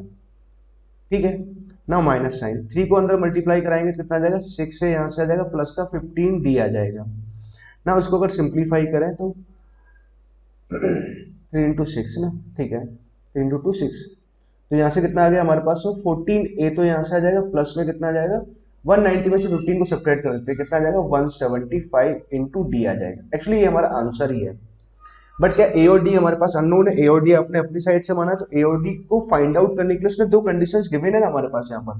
ठीक है, तो हम यहाँ से क्या करेंगे ए और डी का वैल्यू फाइंड आउट कर लेंगे। 2 इक्वेशन 2 अननोन बहुत ही इजीली हम फाइंड आउट कर सकते हैं। कैसे सिंप्लीफाई करते हैं, बहुत ध्यान समझो। अच्छा 2 से देखो ये कितना 5 से एक्चुअली 0 से 0 कैंसिल हो गया ना, तो 2a को अगर इधर मल्टीप्लाई करते हैं, इस वाले पार्ट को मैं यहाँ लिखता हूँ, तो 2a plus of 9d is equal to कितना आ जाएगा 106 आ गया ना। इस वाले पार्ट को और समझे तो 5 से अगर कैंसिल करें, 5 से अगर इसको कैंसिल करेंगे तो कितना आ जाएगा 2 टाइम्स, तो यहाँ से कैंसिल हो गया, 8 यहाँ पर बच गया। ठीक है, 2 का अगर मल्टीप्लाई कराएंगे तो यहाँ से क्या कंडीशन आया 2a plus 4d equal to कितना आ गया 56 आ गया। ठीक है, 2 को मल्टीप्लाई कराएंगे 20 इंटू 2 कितना आ जाएगा 56 आ गया। ठीक है, अब देखो 2 इक्वेशन 2 अननोन, हमारे पास 2 लीनियर इक्वेशंस दे रखी हैं, इजीली सॉल्व कर सकते हैं। दोनों को सब्ट्रैक्ट किया, सब्ट्रैक्ट करने से यहाँ से कितना आ जाएगा 5d यहाँ से आया है ना। नाउ 106 में से 56 सब्ट्रैक्ट करना है, 6 से 6 कैंसिल हो गया, 100 माइनस 50 कितना आ गया, 50 आ गया। तो यहाँ से डी का वैल्यू कितना आया, 10 आ गया। ठीक है, अच्छा डी का वैल्यू अगर 10 आया तो इसको किसी भी एक क्वेश्चन में पुट कर देते हैं, तो यहाँ पुट कर देते हैं डी का वैल्यू 10 हमने पुट किया। यहाँ तो कितना बना 40, इसको उधर लेके जाएंगे 16, तो 2a इज इक्वल टू कितना आ गया हमारे पास 16 आ गया। तो a का वैल्यू यहाँ से कितना है 8 आ गया। अच्छा a का वैल्यू 8 आया तो ठीक, a और d का दोनों का वैल्यू निकल गया। तो हमें जो निकालना था यही तो हमारा आंसर था 14। a का वैल्यू हमारे पास कितना आ रहा है 8 आ रहा है, तो इसको तो हमने यहाँ पुट कर दिया plus sign of 175, common difference कितना आ रहा है d का वैल्यू 10 आ गया। ठीक है, इसको अगर मल्टीप्लाई कराएंगे तो कितना आ जाएगा 112 आ जाएगा। 14 8 जा कितना आएगा 112 है ना। ठीक है, और यहाँ से कितना आ गया 1750 यहाँ से आ गया। अच्छा इन दोनों को ऐड करना है, 1750 से पहले 100 ऐड करो, 1850 फिर 12 ऐड करते हैं तो कितना जाएगा 1862, ये आंसर आएगा। क्लियर बच्चों, आई होप आपको सेकंड नंबर का प्रॉब्लम भी क्लियर हुआ ना। इस वाले पार्ट का एग्जांपल में नेक्स्ट एग्जांपल जो डिस्कस कर रहे हैं हमने ये प्रॉब्लम भी सॉल्व कर लिया। अच्छा देखो इन दोनों प्रॉब्लम में खास बात क्या थी ये आप समझिए ना, फिर अभी क्या है हम प्रॉब्लम्स को आइडेंटिफाई कर पाएंगे। इसमें पूछा था आपसे सम ऑफ एम एंड टर्म, आपने डायरेक्ट फॉर्मूला लगाया, मतलब ए और डी दो अननोन थे, दो अननोन को निकालने के लिए दो कंडीशंस गिवन थी। सिमिलरली इस वाले प्रॉब्लम में जो जेई मैंने पूछा गया था, आपको इसका वैल्यू निकालना था, चाहिए इसका आपने ऐसे लिख दिया ए और डी मानते हुए, फाइनली आंसर ए और डी में आ गया। दो अननोन थे, दो अननोन को निकालने के लिए दो कंडीशंस यहाँ पर गिवन है, कहीं भी कोई इसमें समस्या नहीं है इस सवाल में ना। अब देखो हम बात करते हैं आगे, आगे की बात क्या करते हैं, नेक्स्ट प्रॉब्लम लेते हैं ना। नेक्स्ट प्रॉब्लम क्या है कि अगर मान लो आपको क्या दे रखा है इन एपी, एक ही एपी की बात चल रही है। इफ आपको मालूम है सम ऑफ एम टर्म्स कितना दे रखा है एन दे रखा है, and sum of N terms के बारे में बात करें तो कितना गिवन है एम गिवन है। क्वेश्चन है find sum of m plus n terms, आपको ये फाइंड आउट करना है। ठीक है, अब देखो सवाल भी दिखाया है तो उसी पैटर्न पर आ रहा है ना, बट इस सवाल में कुछ खास बात है आपको समझाएंगे ना। तो देखो आप समझिए गिवन क्या है आपके पास, ये इस बात को हमेशा ध्यान रखा करो मैथ्स में, गिवन क्या है और फाइंड आउट क्या करना है ना, ये बात बहुत जरूरी है। और गिवन जो दिया हुआ और फाइंड आउट जो किया उस दौरान करना क्या है ना प्रॉब्लम में, ये फिर हम सोचते रहते हैं। समझ गए बच्चों नाउ, तो बात को समझो कि इसको मैं ऐसे लिख सकता हूँ सम ऑफ एम टर्म्स, तो गिवन हमारे पास इधर का सम ऑफ एम टर्म्स एन है, एंड दूसरा में क्या दे रखा है सम ऑफ एन टर्म्स कितना गिवन है एम गिवन है ना, यहां से लिखते हैं हाँ। चलो ठीक है, ये आपके पास गिवन है, फाइंड आउट क्या करना है, अच्छा फाइंड हमें ये करना है sum of m plus n terms, तो क्या फॉर्मूला आ जाएगा इसका, मतलब क्या वैल्यू आएगा, नंबर ऑफ टर्म्स y2 हमने यहाँ लिखा, यहाँ कितना आएगा 2a plus m plus n minus 1 into d, ये आ गया। ठीक है, अब देखो पॉइंट क्या है, पॉइंट ये है इस इक्वेशन को मैं सिंप्लीफाई करता हूँ, तो सिंप्लीफाई हमने किया मतलब आगे इसको हमने फॉर्मूला लगाते हैं यहाँ पर सम ऑफ एम टर्म्स, तो नंबर ऑफ टर्म्स बाई 2 हमने यहाँ लिखा प्लस का साइन सॉरी इंटू ब्रैकेट ऐसे लिखते हुए 2a plus m minus 1 into d हमने ये लिखा, दैट इक्वल्स टू कितना आ गया एन, ये गिवन है।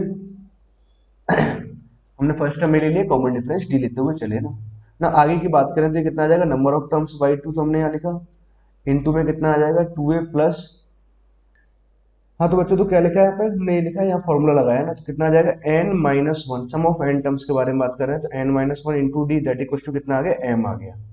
ठीक है, अब देखो प्रॉब्लम बहुत आसान है ना, अगर आप प्रॉब्लम को अगर कंसेप्ट वाइज अगर समझे, भाई हमारे पास में क्या ये आंसर ही लिखा हुआ है ना, काइंड ऑफ आंसर है, बस हमारे पास ए और डी का अगर वैल्यू मिल जाए ए और डी की वैल्यूज को यहाँ पुट कर देंगे और हम क्या करेंगे इसका आंसर फाइंड आउट कर लेंगे, sum of m plus n terms का वैल्यू फाइंड आउट कर लेंगे। अच्छा बात ये है कि अब यहाँ से देखो आप ए और डी की जब वैल्यूज को आप कैलकुलेट करते हैं, डी का वैल्यू तो बहुत ही आसानी से कैलकुलेट हो जाता है, कोई समस्या नहीं जाती है ना, ये मैं कैलकुलेट नहीं कर रहा हूँ आपको बता देता हूँ, डी का वैल्यू तो बहुत ही इजीली आप निकाल सकते हैं, बट जब आप ए का वैल्यू निकालेंगे तो थोड़ा सा लेंदी हो जाता है, थोड़ा सा लेंदी हो जाता है, तो फिर जब आप यहाँ पुट कराएंगे तो प्रॉब्लम को सॉल्व करने में काफी मेहनत लगती है ना। बट इसका मैं आपको एक और तरीका बताता हूँ, अब आप मेरी एक और बात सुनिए। ठीक है, ऐसा कोई जरूरी नहीं है कि सवाल का देखो कई बार डेटा इस तरह से गिवन रहता है कि प्रॉब्लम बहुत ही ईजी हो जाती है, तो ऐसा कोई जरूरी नहीं कि मैं ए और डी का सेपरेट सेपरेट वैल्यूज निकाला जैसे हम फर्स्ट और सेकंड प्रॉब्लम में कर रहे थे। जैसे कि मैं आपको बताऊं यहाँ पर हमने क्या किया था, इस वाली प्रॉब्लम में ए और डी का सेपरेट वैल्यूज निकाला तो इसका हमने वैल्यू कैलकुलेट कर लिया, सिमिलरली यहाँ पर भी हमने क्या किया ए और डी की सेपरेट वैल्यूज कैलकुलेट करी और इसका sum of M N terms यहाँ कैलकुलेट कर लिया था। बट इस वाली प्रॉब्लम में मैं आपको क्या सिखाने जा रहा हूँ कि कई बार ऐसा कोई जरूरी नहीं कि आप ए और डी का सेपरेट वैल्यूज कैलकुलेट करें और देन आप यहाँ पुट करें, ऐसा हो सकता है प्रॉब्लम में ये संभव है कि अगर इसको सिंप्लीफाई करें और हो सकता है कंप्लीट पूरे पार्ट की वैल्यू निकल आए, ऐसा पॉसिबल है। ठीक है, और ये कैसे मालूम चलेगा आपको? ऑब्जर्वेशन से। मतलब आप अगर फर्स्ट तरीका कर रहे हो तो ए और डी की वैल्यूज निकाल के आप सॉल्व कर रहे होते हैं, तो आपको लगेगा प्रॉब्लम थोड़ा लेंदी हो रहा है, कोई और तरीका हो सकता है क्या? हाँ, तो फिर आपने सेकंड वे सोचा और देन फिर आप स्टार्ट करोगे प्रॉब्लम को सॉल्व करना। ठीक है ना, तो मैं इसको डायरेक्ट सॉल्व कर दे रहा हूँ। जैसे मान लो कि दिस इज इक्वेशन 1 है और दिस इज इक्वेशन 2 लिखा हुआ है, तो हमने क्या किया, फर्स्ट में से सेकंड को सब्ट्रैक्ट कर देते हैं। ठीक है, तो फर्स्ट को पहले अंदर मल्टीप्लाई किया तो यहाँ से कितना आ गया हमारे पास, एम ए आ जाएगा प्लस साइन, यहाँ आ जाएगा m into m minus one upon में 2 और इंटू में डी आ रहा है। तो फर्स्ट इक्वेशन तो हमारे पास ये आ रहा था। नाउ इसको एन को अंदर मल्टीप्लाई किया, एन बाई टू को, अंदर क्या आ जाएगा, एन ए यहाँ से आ जाएगा और यहाँ बनेगा n n minus one into d upon में कितना आ जाएगा, 2 आ गया। ठीक है, और यहाँ कितना आ जाएगा, एन माइनस एम आ गया। ठीक है ना, अब बड़ा ध्यान से आप देखिए कि यहाँ एम ए लिखा हुआ है, यहाँ एन ए लिखा हुआ है। एक काम करें, एम और एन यहाँ से मैं ए कॉमन ले लूँ। ठीक है, कोई प्रॉब्लम नहीं है, तो एम माइनस एन तो अंदर आ गया। ठीक है, इन दोनों टर्म्स को अगर ध्यान से देखें तो यहाँ से डी बाई टू कॉमन आ रहा है, तो डी बाई टू कॉमन ले लेते हैं। ठीक है, अंदर क्या बचा हमारे पास में, तो यहाँ से बचेगा m into m minus one, तो यहाँ से बचा माइनस ऑफ, यहाँ बचेगा n into n minus one. ठीक है, ये आ गया, और दैट इक्वल टू कितना लिखा हुआ है, n माइनस एम लिखा हुआ है। अब देखो, आप ध्यान से समझिए, हम कैलकुलेशंस को यही कर लेना चाहिए क्वेश्चंस को ना। इसको अगर अंदर मल्टीप्लाई कराएंगे तो एम स्क्वायर आएगा, यहाँ मल्टीप्लाई कराएंगे तो एम आएगा माइनस ऑफ एन स्क्वायर और प्लस का एन आ गया। अच्छा, अब इन दोनों टर्म्स को आप ध्यान से देखिए, इन दोनों टर्म्स को ना, यहाँ से मैं एक काम ही कर सकता हूँ, दोनों को एक साथ लिखते हैं। तो दोनों को एक साथ लिखेंगे तो यहाँ से फैक्टर कितना है, m प्लस एन और यहाँ से आ जाएगा m माइनस एन। अच्छा, इन दोनों टर्म्स को एक साथ लिखते हैं, माइनस साइन कॉमन लेते हैं तो कितना आ जाएगा, m माइनस एन आ गया। ठीक है, अच्छा अगर देखा जाए तो इस ओवरऑल पार्ट से क्या आ रहा है, m माइनस एन कॉमन आ रहा है। तो m माइनस एन आपने अगर कॉमन ले लिया तो यहाँ से m माइनस एन और m माइनस एन यहाँ से कॉमन आया, m माइनस एन यहाँ पर भी लिखा हुआ है। तो हम चाहें तो ओवरऑल पार्ट से m माइनस एन आपने कॉमन लिया, अंदर क्या बचा, यहाँ से तो a बच गया प्लस साइन ऑफ, यहाँ डी बाई टू कुछ ऐसे बचेगा, अंदर ब्रैकेट में यहाँ से कितना बच रहा है, m प्लस एन, तो यहाँ से बचा माइनस ऑफ वन यहाँ से आ गया और दैट इक्वल टू कितना आ रहा है, n माइनस ऑफ m आ गया। अच्छा, इस वाले पार्ट को देखो, m माइनस एन से क्या होगा, ये वाला पोर्शन कैंसिल हो रहा है, कैंसिल होकर यहाँ कितना बचेगा, माइनस वन बचा ना। ठीक है, कैंसिल होकर माइनस वन बचेगा।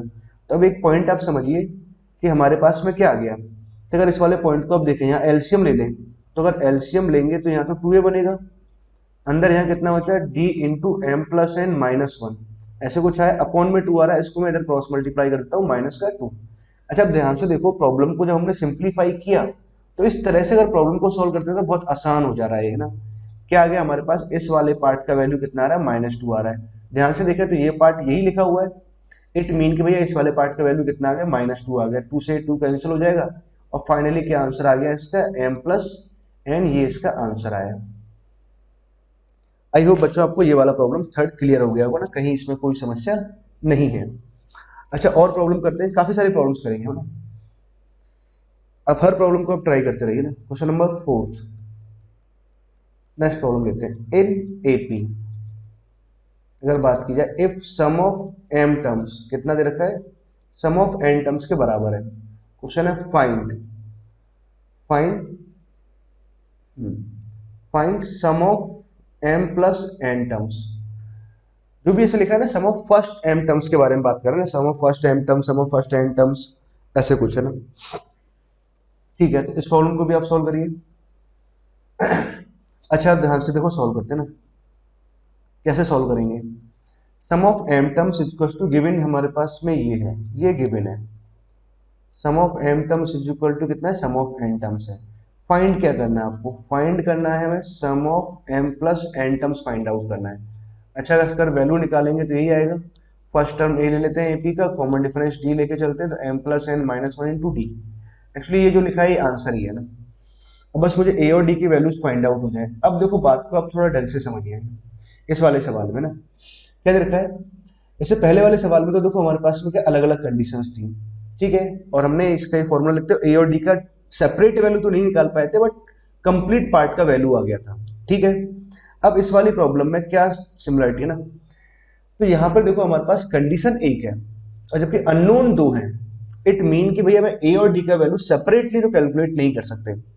क्लियर।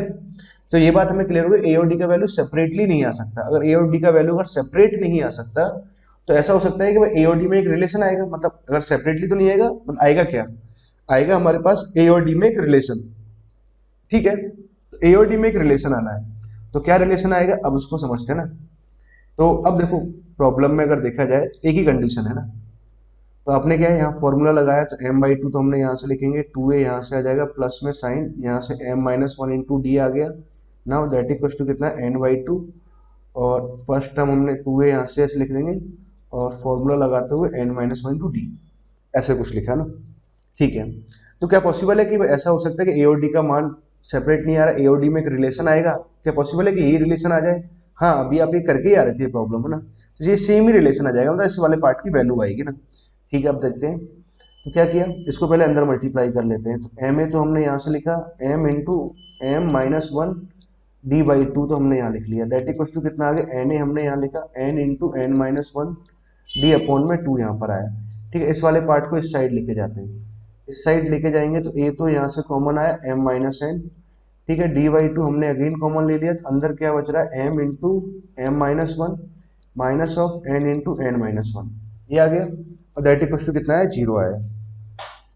अब फिर पॉइंट को समझिए, यहाँ से इस पार्ट को मल्टीप्लाई कराएं तो m स्क्वायर माइनस m आया, माइनस n स्क्वायर प्लस का n आया, इन दोनों टर्म्स को एक साथ लिखा ना, तो इसके फैक्टर बनेंगे m प्लस n और m माइनस n। तो वो यही सॉल्व करना चाहिए, आपको अलग से लिखने की जरूरत नहीं है ना, माइनस साइन हमने यहाँ से कॉमन लिया तो m माइनस n यहाँ से आया ना। अब ध्यान से देखें तो m माइनस n इधर भी आ रहा है, m माइनस n इधर भी आया, तो यहाँ से कॉमन आ गया m माइनस n, और ये m माइनस n ओवरऑल से कॉमन आ रहा है, तो m माइनस n तो कॉमन ले लिया, अंदर क्या बचा, a यहाँ से बचेगा, d/2 यहाँ पर आ गया। ठीक है, और अंदर क्या बच रहा है, m प्लस n तो यहाँ से बच गया, और माइनस का 1 यहाँ से आया ना, दैट इक्वल टू 0।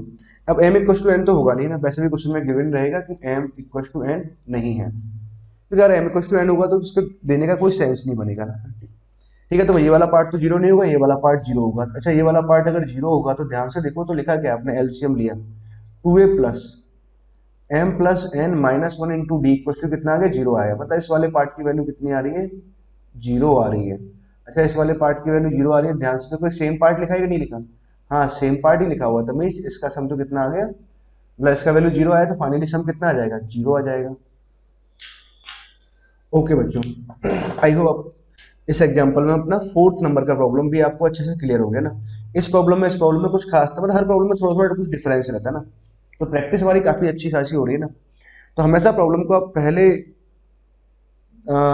लिखा करो और सॉल्व करा करो ना, और देन सीधा वीडियो सॉल्यूशन में। ओके, एक और प्रॉब्लम मैं आपको देता हूँ ना, इस प्रॉब्लम को भी आप ट्राई करिए। नेक्स्ट प्रॉब्लम ट्राई करते हैं, क्वेश्चन नंबर 5 लिखते हैं इसी वाले पार्ट का ना। ओके, मतलब क्या दे रखा है, इन एपी, एक एपी के बारे में बात कर रहे हैं, ऑब्वियस सी बात है एपी पढ़ रहे हैं तो एपी के बारे में ही बात करेंगे। क्या गिवन है आपको, एपी का 5th टर्म, मान लो कि पीएथ टर्म ए गिवन है और क्यूएथ टर्म कितना है, बी गिवन है। ठीक, क्वेश्चन है prove that sum of p plus qth term कितना आएगा, पी प्लस क्यू बाई 2, तो यहां से आ जाएगा, और यहाँ आएगा a plus b plus of p minus Q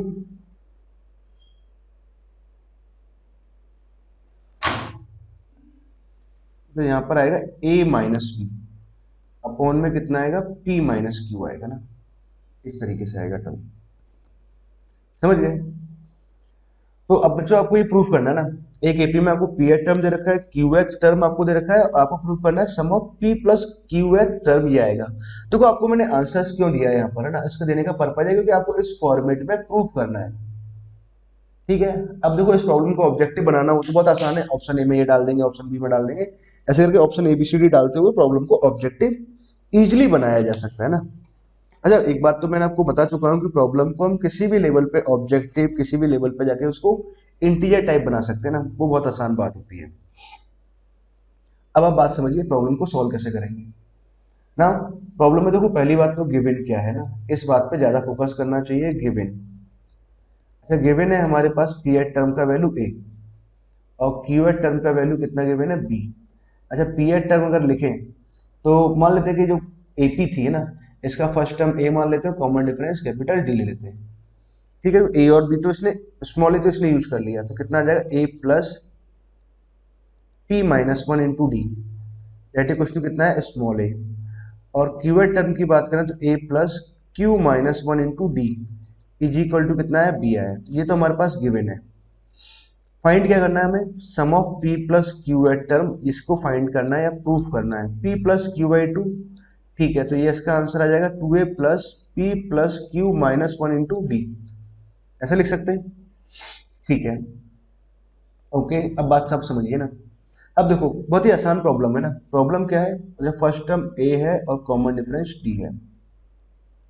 अब देखो प्रॉब्लम बहुत ही आसान है।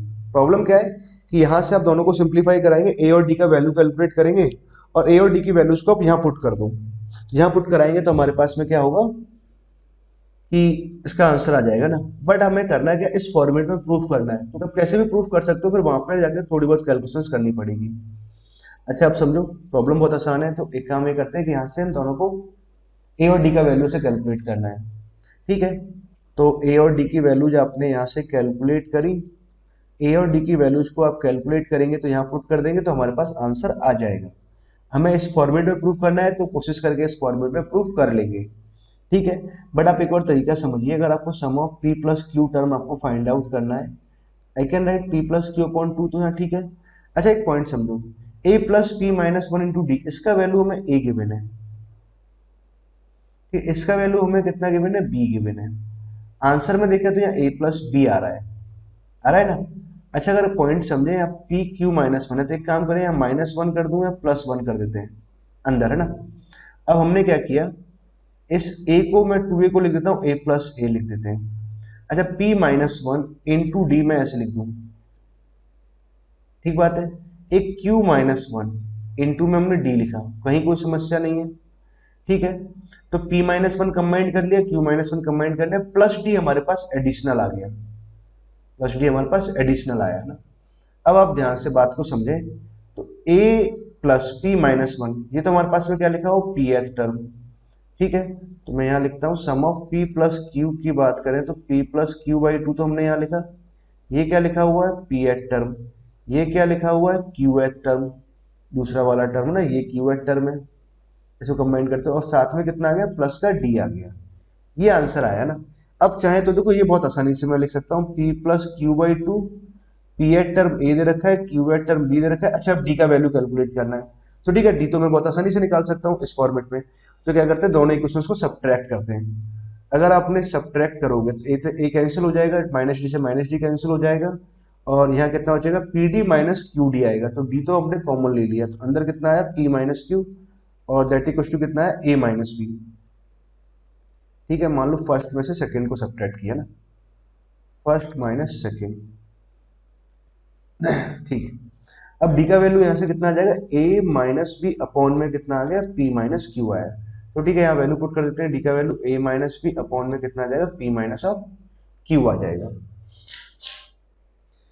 ओके बच्चों, क्लियर है यहाँ तक की सारी बातें ना, बहुत ही अच्छे ढंग से। तो हमने क्या है, 5 प्रॉब्लम्स और सीख लिया ना, ठीक है। तो देखो हर प्रॉब्लम में थोड़ा थोड़ा चेंज था और थोड़ी थोड़ी कुछ कुछ खास बातें भी थी ना।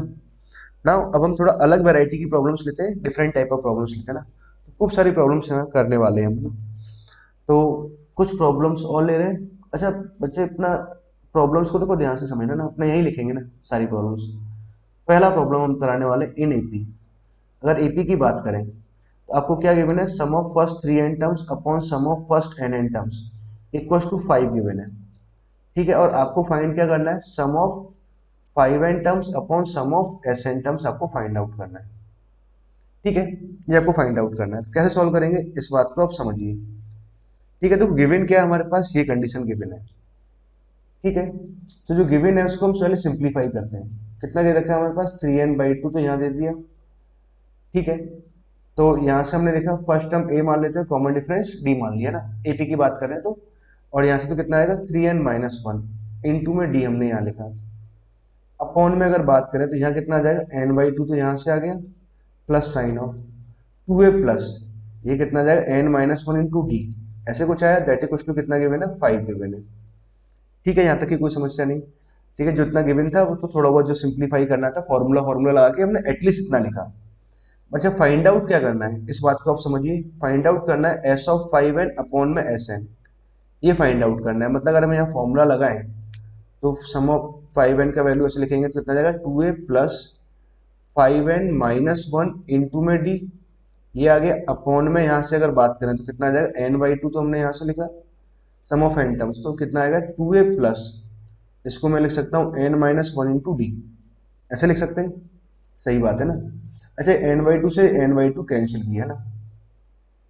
फाइनली हमारे पास ये रिजल्ट कितना आया, 5 तो यहाँ से आया और ब्रैकेट में कितना है 2a प्लस, ऐसे कुछ लिखा हुआ 5n-1 इंटू डी, और अपॉन में कितना है 2a plus n-1 into d, ऐसे कुछ आया। अच्छा अब बात को समझिए, भाई प्रॉब्लम में दिखा है तो ये तो अपना आंसर ही है ना, बस आंसर क्या है, ए और डी के फॉर्मेट में आ रहा है।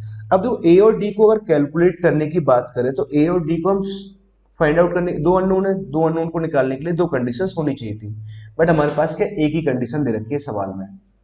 ठीक है, तो इसका मतलब ये हुआ कि मैं ए और डी का सेपरेट वैल्यू फाइंड आउट नहीं कर सकते, ए और डी में एक रिलेशन निकाल सकते हैं, एक रिश्ता फाइंड आउट कर सकते हैं ए और डी का ना। ठीक है, तो यहाँ से हम ए और डी में रिश्ता निकाल देंगे। अच्छा ए और डी में एक रिश्ता निकला तो ए का value in terms of D यहाँ डाल देंगे, तो डी कॉमन आके ऊपर नीचे से कट जाएगा, फाइनली हम इसका आंसर लिख सकते हैं। आई होप आपको थिंकिंग लाइन तो समझ में आया ना, थिंकिंग लाइन कैसे सोचना चाहिए मुझे ना। अब प्रॉब्लम को सॉल्व करते हैं। तो n/2 से तो n/2 कैंसिल हो गया, ठीक बात है, कोई प्रॉब्लम नहीं है। 3 को अंदर मल्टीप्लाई कर देते हैं यहाँ पर, तो 3 को जब अंदर मल्टीप्लाई कराएंगे तो कितना आ जाएगा 6, ए तो यहाँ से आ गया प्लस साइन ऑफ 3 को जब इसके साथ अंदर मल्टीप्लाई कराएंगे तो यहाँ से कितना आ जाएगा 9 ऑफ एन डी यहाँ से आ जाएगा, माइनस ऑफ 3d यहाँ से आ गया, कोई समस्या नहीं। 5 को अंदर यहाँ मल्टीप्लाई कराते हैं ना, यहाँ जब मल्टीप्लाई कराएंगे तो कितना आ जाएगा 10a आ जाएगा, 10a यहाँ से आया, तो हमने यहाँ जब मल्टीप्लाई कराया तो ये कितना आ जाएगा 5nd यहाँ से बना और माइनस में 5d आ जाएगा ना, ये यहाँ लिख लेता हूँ मैं ना, यहाँ से 5 को मल्टीप्लाई किया तो 5nd यहाँ से आया माइनस का 5d यहाँ से आ गया ना। ठीक है, अब देखो एक काम करते हैं, इस वाली टर्म को तो मैं इस साइड ही ले जाता हूँ, तो यहाँ तो कितना आ गया 4a आया। ठीक है, 5nd को इस साइड लेके गए तो इसके साथ सिंप्लीफाई किया तो कितना आ गया 4nd यहाँ से आया, माइनस 5d को मैं इस साइड लेके जाऊंगा तो भैया कितना हो जाएगा प्लस का 2d आ जाएगा, ऐसे कुछ है। अच्छा इस वाले पार्ट में a का value in terms of d आ गया, ये तो मेरा पर्पस था, मतलब a और d में एक रिलेशन आ सकता था ना, जो बात हमने यहाँ समझी। ठीक है, नाउ अब मैं एक काम करता हूँ 2 से डिवाइड कर देता हूँ उसको, तो 2a इज इक्वल टू कितना आ गया हमारे पास में 2nd प्लस का d यहाँ से आया, ये वैल्यू आया 2a का वैल्यू। ठीक है, ये 2a का वैल्यू क्यों निकाला, क्योंकि यहाँ पे 2a था ना, a का वैल्यू नहीं निकाला। अच्छा एक काम करते हैं, हमें ये कैलकुलेट करना है तो 5 टाइम्स तो यहाँ लिखा हुआ है, 2a का वैल्यू यहाँ पुट कर देते हैं, कितना आ जाएगा 2nd प्लस का d, तो यहाँ से आया, अंदर इसको मल्टीप्लाई कराएंगे 5nd माइनस का d है ना, ऐसे कुछ लिखा। अपॉन में अगर बात करें तो यहाँ 2a लिखा हुआ है, 2a का वैल्यू कितना है 2nd प्लस का d, तो हमने यहाँ लिखा, और बाद में अगर बात करें तो nd यहाँ से आया माइनस ऑफ d यहाँ से आया ना। ठीक है, अब ध्यान से देखो तो क्या क्या कट गया है ना, माइनस डी प्लस डी ये कैंसिल हो गया। ठीक है, माइनस डी और प्लस डी यहाँ से कैंसिल हो गया ना।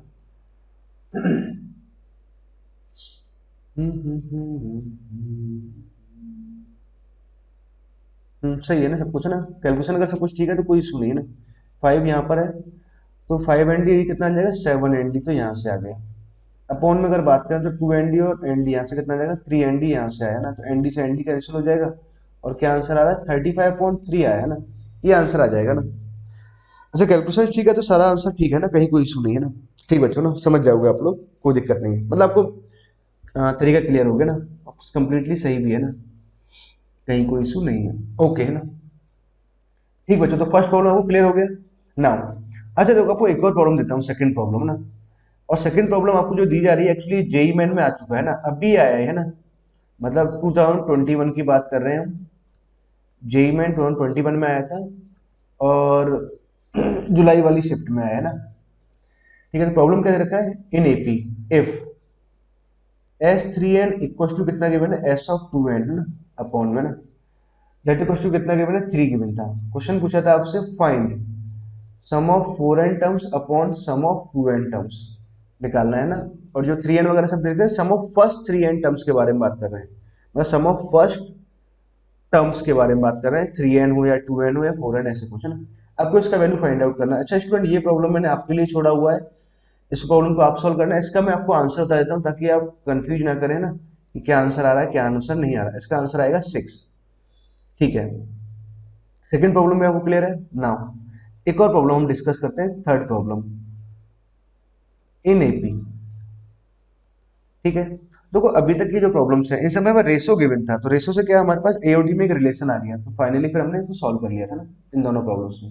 अगला प्रॉब्लम समझिए, in AP if s p n upon S n equal to कितना लिखा हुआ है, इंडिपेंडेंट ऑफ एन है, एन से इंडिपेंडेंट है ना, और p कैसा आ रहा है, वन के इक्वल नहीं है, मतलब sum of first p n terms upon sum of first n terms का रेशियो कितना आ रहा है, इंडिपेंडेंट ऑफ एन आ रहा है ना। एंड साथ में आपको बोल रखा है कि जो एपी है उसका फर्स्ट टर्म 3 है। क्वेश्चन है फाइंड डी, डी मतलब कॉमन डिफरेंस फाइंड आउट करना है, ए फर्स्ट टर्म है और डी कॉमन डिफरेंस है, ये आपको फाइंड आउट करना है। अच्छा बच्चों बताओ कैसे इसको सॉल्व करेंगे, क्या तरीका रहेगा ना।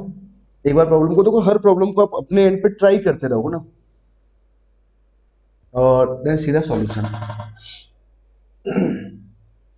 तो क्या रहेगा, तो प्रॉब्लम को सॉल्व करते हैं, तो बहुत ही ध्यान से समझिए। क्या गिवन है आपके पास, S of p n upon में एस एन, ये गिवन है, तो कितना आ जाएगा, पी एन बाई टू, तो हमने यहाँ से लिखा to A, first term a मान लेते कॉमन डिफरेंस डी, तो ये कितना आ जाएगा, p n minus one into d आ गया। अपॉन में अगर बात की जाए तो number of terms by two यहाँ से आ जाएगा, प्लस का टू ए प्लस यहाँ से आ जाएगा number of terms minus one into d, ये आ गया।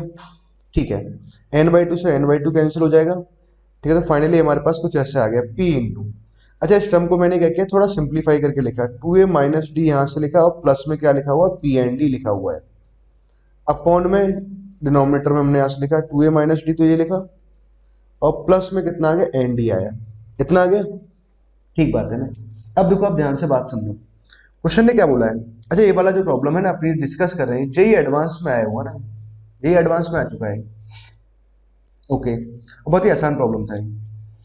क्या दे रखा है हमारे पास, S p n upon S n है ना, ये कैसा है, उसने बोल रखा है कि that is independent of n, ये एन से इंडिपेंडेंट है।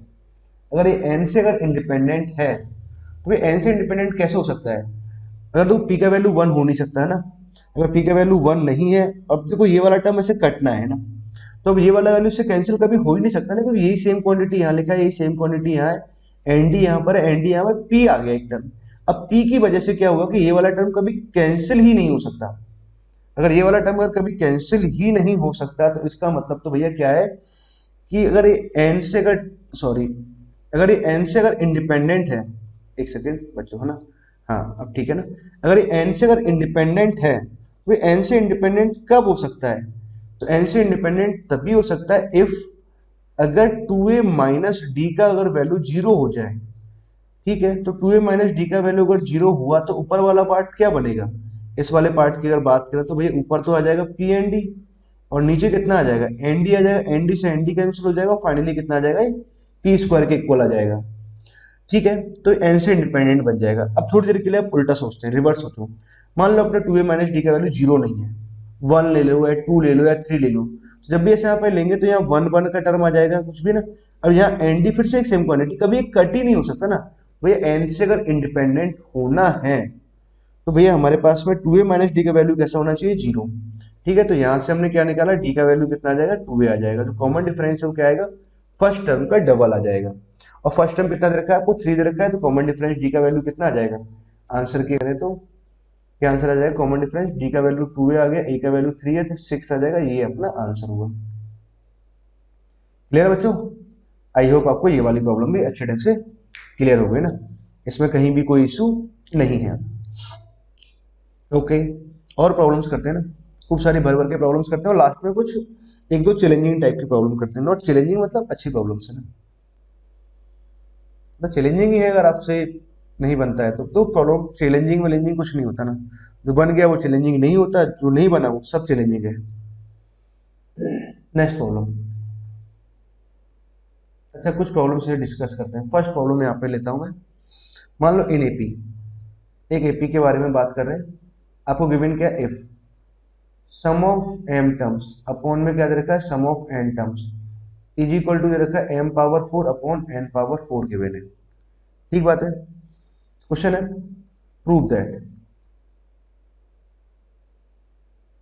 M th term upon n eight term का जो रेशियो है वो प्रूफ करना है आपको, टू एम माइनस वन का होल क्यूब अपॉन में कितना आएगा 2n-1 का होल क्यूब, ये आपको प्रूफ करना है। ठीक बच्चों।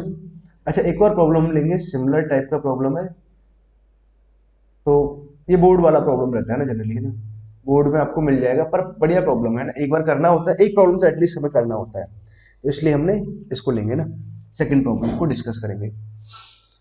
इस वाले एग्जांपल में हमने दो प्रॉब्लम्स। अच्छा देखो, फर्स्ट प्रॉब्लम को अगर सॉल्व करना है, कैसे सॉल्व करेंगे? सॉल्व करने का तरीका सोचिए, sum of m term in an AP, मतलब एक एपी के बारे में बात कर रहे हैं, in an AP sum of m terms, तो S m upon S n का वैल्यू कितना गिवन है, m power 4 upon n power 4 given है। इट मीन अगर इसको मैं सिंप्लीफाई करूं तो एम बाई टू, तो मैंने यहाँ लिखा 2 times of a, first term a मान लिया हमने और कॉमन डिफरेंस डी है ना, तो ये तो आ जाएगा m minus one into d आया, अपॉन में कितना आ जाएगा एन बाई टू, तो हमने यहाँ से लिखा, और 2a plus n minus one into d, हमने सिंपली फॉर्मूला लगा दिया, और यहाँ एम पावर 4 है और यहाँ एन पावर 4 है। ठीक है, 2 से तो 2 कैंसिल हो गया, इस एम से यहाँ एक एम कैंसिल हो जाएगा, इस एन से यहाँ एक एन कैंसिल हो जाएगा, एम क्यू एन क्यू यहाँ बच गया। ठीक बात है, तो ठीक है, हमें करना क्या है एक्चुअली, फाइंड आउट क्या करना है, पहले तो वो पता होना चाहिए ना, उसी हिसाब से तो हम सॉल्व करेंगे। हमें निकालना है एम एथ और एन एथ टर्म का रेशो निकालना है। अच्छा एम एथ टर्म कितना होगा, a plus m minus one into d upon में a plus n minus one into d. अच्छा मुझे इसका वैल्यू निकालना है। ठीक है बच्चों, ना बात समझो। अच्छा आप ध्यान से देखें तो ये तो यहाँ से कैंसिल हो गया, रफ ऐसे नहीं करना चाह रहे थे। अच्छा एक और पॉइंट समझिए ना, यहाँ से कैंसिल हो गया, अब मैं एक काम करता हूँ, यहीं से मैं 2 कॉमन ले लेता हूँ ना, ये सब तो हिस्सा हट गया, यहाँ से भी 2 कॉमन लिया, तो 2 यहाँ से कॉमन आया, 2 यहाँ से आया, 2 से 2 कैंसिल हो गया।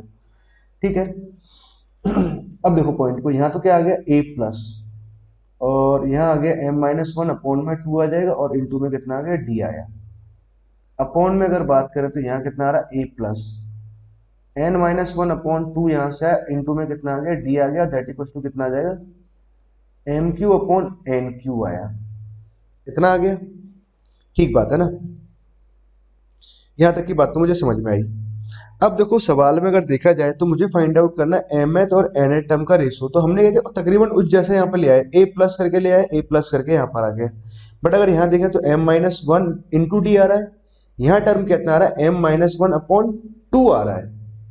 ठीक है, अब आप एक बात सोचो कि अगर मुझे यहाँ पर m माइनस वन टर्म चाहिए, तो मुझे कुछ ऐसे सोचना चाहिए ना, थिंकिंग लाइन हमारा क्या होना चाहिए, क्या सोचने का तरीका हो। तो देखो बहुत ध्यान से समझना मैं क्या लिखने वाला हूँ यहाँ पर, है ना। अगर मान लें हम एक काम करें, अगर m की वैल्यू को अगर मैं रिप्लेस कर दूं किससे, 2m माइनस वन से अगर रिप्लेस कर दिया जाए, तो यहाँ क्या बनेगा, ऊपर 2m minus one minus two आ गया, 2 कॉमन आया, 2 से 2 कट जाएगा, तो हमारे पास टर्म क्या बन जाएगा, m माइनस वन आ जाएगा ना इधर।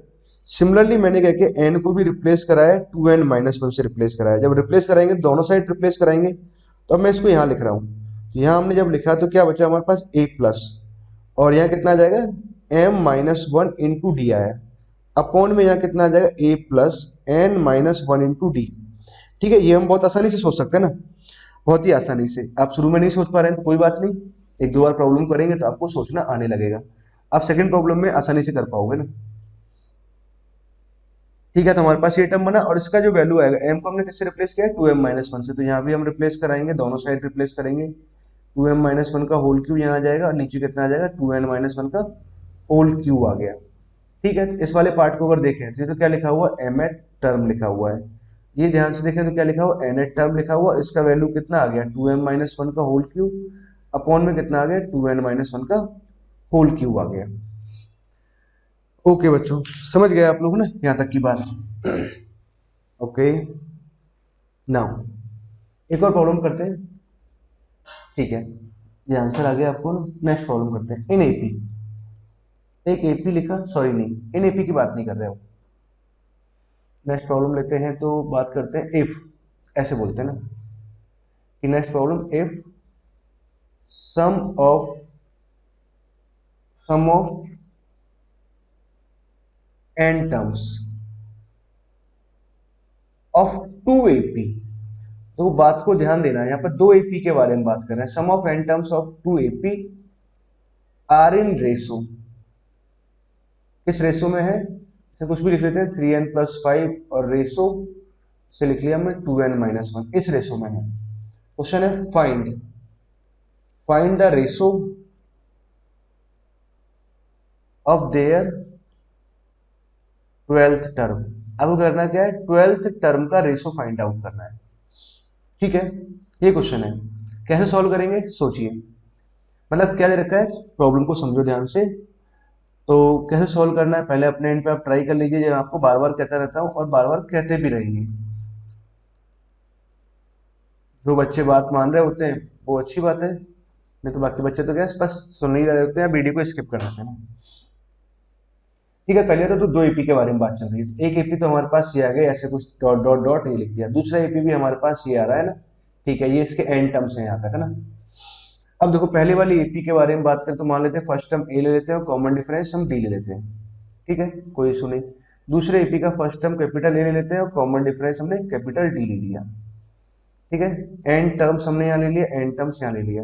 पहली वाली एपी का सम ऑफ एन टर्म्स की अगर बात करें तो s n upon s dash n ले लेते हैं ना। दूसरी वाली एपी का सम ऑफ एन टर्म्स ये आ गया, इसका sum of n term S dash n ले लेते हैं। ठीक है, क्वेश्चन में गिवन क्या है, हमें इनका रेशो गिवन है, कितना दे रखा है 3n, कलर भी चेंज करेंगे, रुको एक बार, 3n+5 अपॉन में कितना आ जाएगा 2n-1, ये आ जाएगा ना। देखो प्रॉब्लम को आप समझिए, यही सॉल्व करूंगा मैं ना। तो क्या करना है हमें, अच्छा ये तो दे रखा है ना, ये गिवन है, फाइंड क्या करना है आप इसको यहाँ समझिए। चलो मैं इसको ऊपर ही कर देता हूँ थोड़ा सा, ठीक है, कोई जगह नहीं बनेगी ना, पहले ध्यान से लिखना था। चलो कोई बात नहीं बच्चों, कर लेंगे ना, इतनी जगह में समझिए आप ना। हमें करना क्या है, रेशो निकालना देयर 12th टर्म। तो 12th टर्म का अगर रेशो की बात करें तो T12 अपॉन में हमें क्या चाहिए, T-12 चाहिए। तो T12 तो कितना बनेगा हमारे पास, पहली वाली एपी का A+11D, दूसरे वाली एपी में कितना जाएगा A+11 कैपिटल डी, मतलब मुझे इसका वैल्यू फाइंड आउट करना है अल्टीमेटली देखा जाए तो। ठीक है, गिवन क्या है, ये गिवन है हमारे पास। ठीक है, तो इसको अगर सिंप्लीफाई करें तो यहाँ से तो कितना आ गया n/2, तो यहाँ से आ गया प्लस का 2a, प्लस में कितना आ जाएगा n-1 इंटू डी, यहाँ से आया, और अपॉन में अगर बात की जाए कितना आ जाएगा, सम ऑफ n टर्म्स के बारे में बात करें तो नंबर ऑफ टर्म्स बाई 2 लिखेंगे। अच्छा बहुत से बच्चे सोचते हैं डैश है तो यहाँ पे n डैश लिखें, अरे बच्चों सम ऑफ n टर्म्स लिख रहे हैं तो नंबर ऑफ टर्म्स लिखेंगे ना, नंबर ऑफ टर्म्स कितनी n है। ठीक है, तो 2 टाइम्स ऑफ a हमने यहाँ लिखा, और सेकेंड एपी का फर्स्ट टर्म कितना a है और कॉमन डिफरेंस कितना है d है। तो कितना आ जाएगा, ये आंसर आ जाएगा हमारे पास, क्या लिखेंगे n-1 इंटू डी, इतना लिख दिया। क्लियर है, और इसका वैल्यू कितना गिवन है, ये गिवन है 3n+5 अपॉन में कितना गिवन है 2n-1।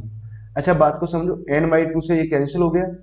ठीक है, अब हमें निकालना A+11D का रेशो निकालना है। तो यहाँ पे कितना लिखा है 2a करके लिखा हुआ है, तो एक काम करते हैं यहाँ से भी 2 कॉमन लेते हैं और यहाँ से भी 2 कॉमन लेते हैं। तो हमारे पास में क्या बचा, यहाँ तो आ गया A+, इस वाले पॉइंट को समझे तो n-1 अपॉन में 2, तो यहाँ से आ जाएगा इंटू में d आया, अपॉन में अगर बात करें तो यहाँ कितना आ रहा होगा A+n-1 अपॉन में 2 हमने यहाँ से लिखा, इंटू में कैपिटल D आया, दैट इज इक्वल टू ना, कितना आ जाएगा 3n प्लस का 5 अपॉन में कितना आ गया 2n-1 आया। ठीक है, यहां तक आ गया ना। अब देखो आपको निकालना क्या है, आपको निकालना है ratio of their 11th term, उनके 11th टर्म का रेशो फाइंड आउट करना है। अब आप एक बात सोचो ना कि भाई इस वाले पार्ट की वैल्यू 11 अगर हो जाए तो यहाँ A+11D बनेगा, और ये भी सेम टर्म है ना A+11D, इस वाले पार्ट की वैल्यू ना। तो अगर इस वाले पार्ट की वैल्यू अगर आपने n-1/2 और इसकी वैल्यू अगर 11 हो गई, मतलब करस्पॉन्डिंग n की वैल्यू कितनी आ जाएगी 22, 23 आ जाएगा, ये आया। तो मतलब n की वैल्यू को 23 अगर यहाँ पुट कर दूं, ये हम वैसे भी रियलाइज कर सकते थे। ठीक है, तो यहाँ तो कितना बन जाएगा A+11D आ गया, और यहाँ आ जाएगा कैपिटल A+11D।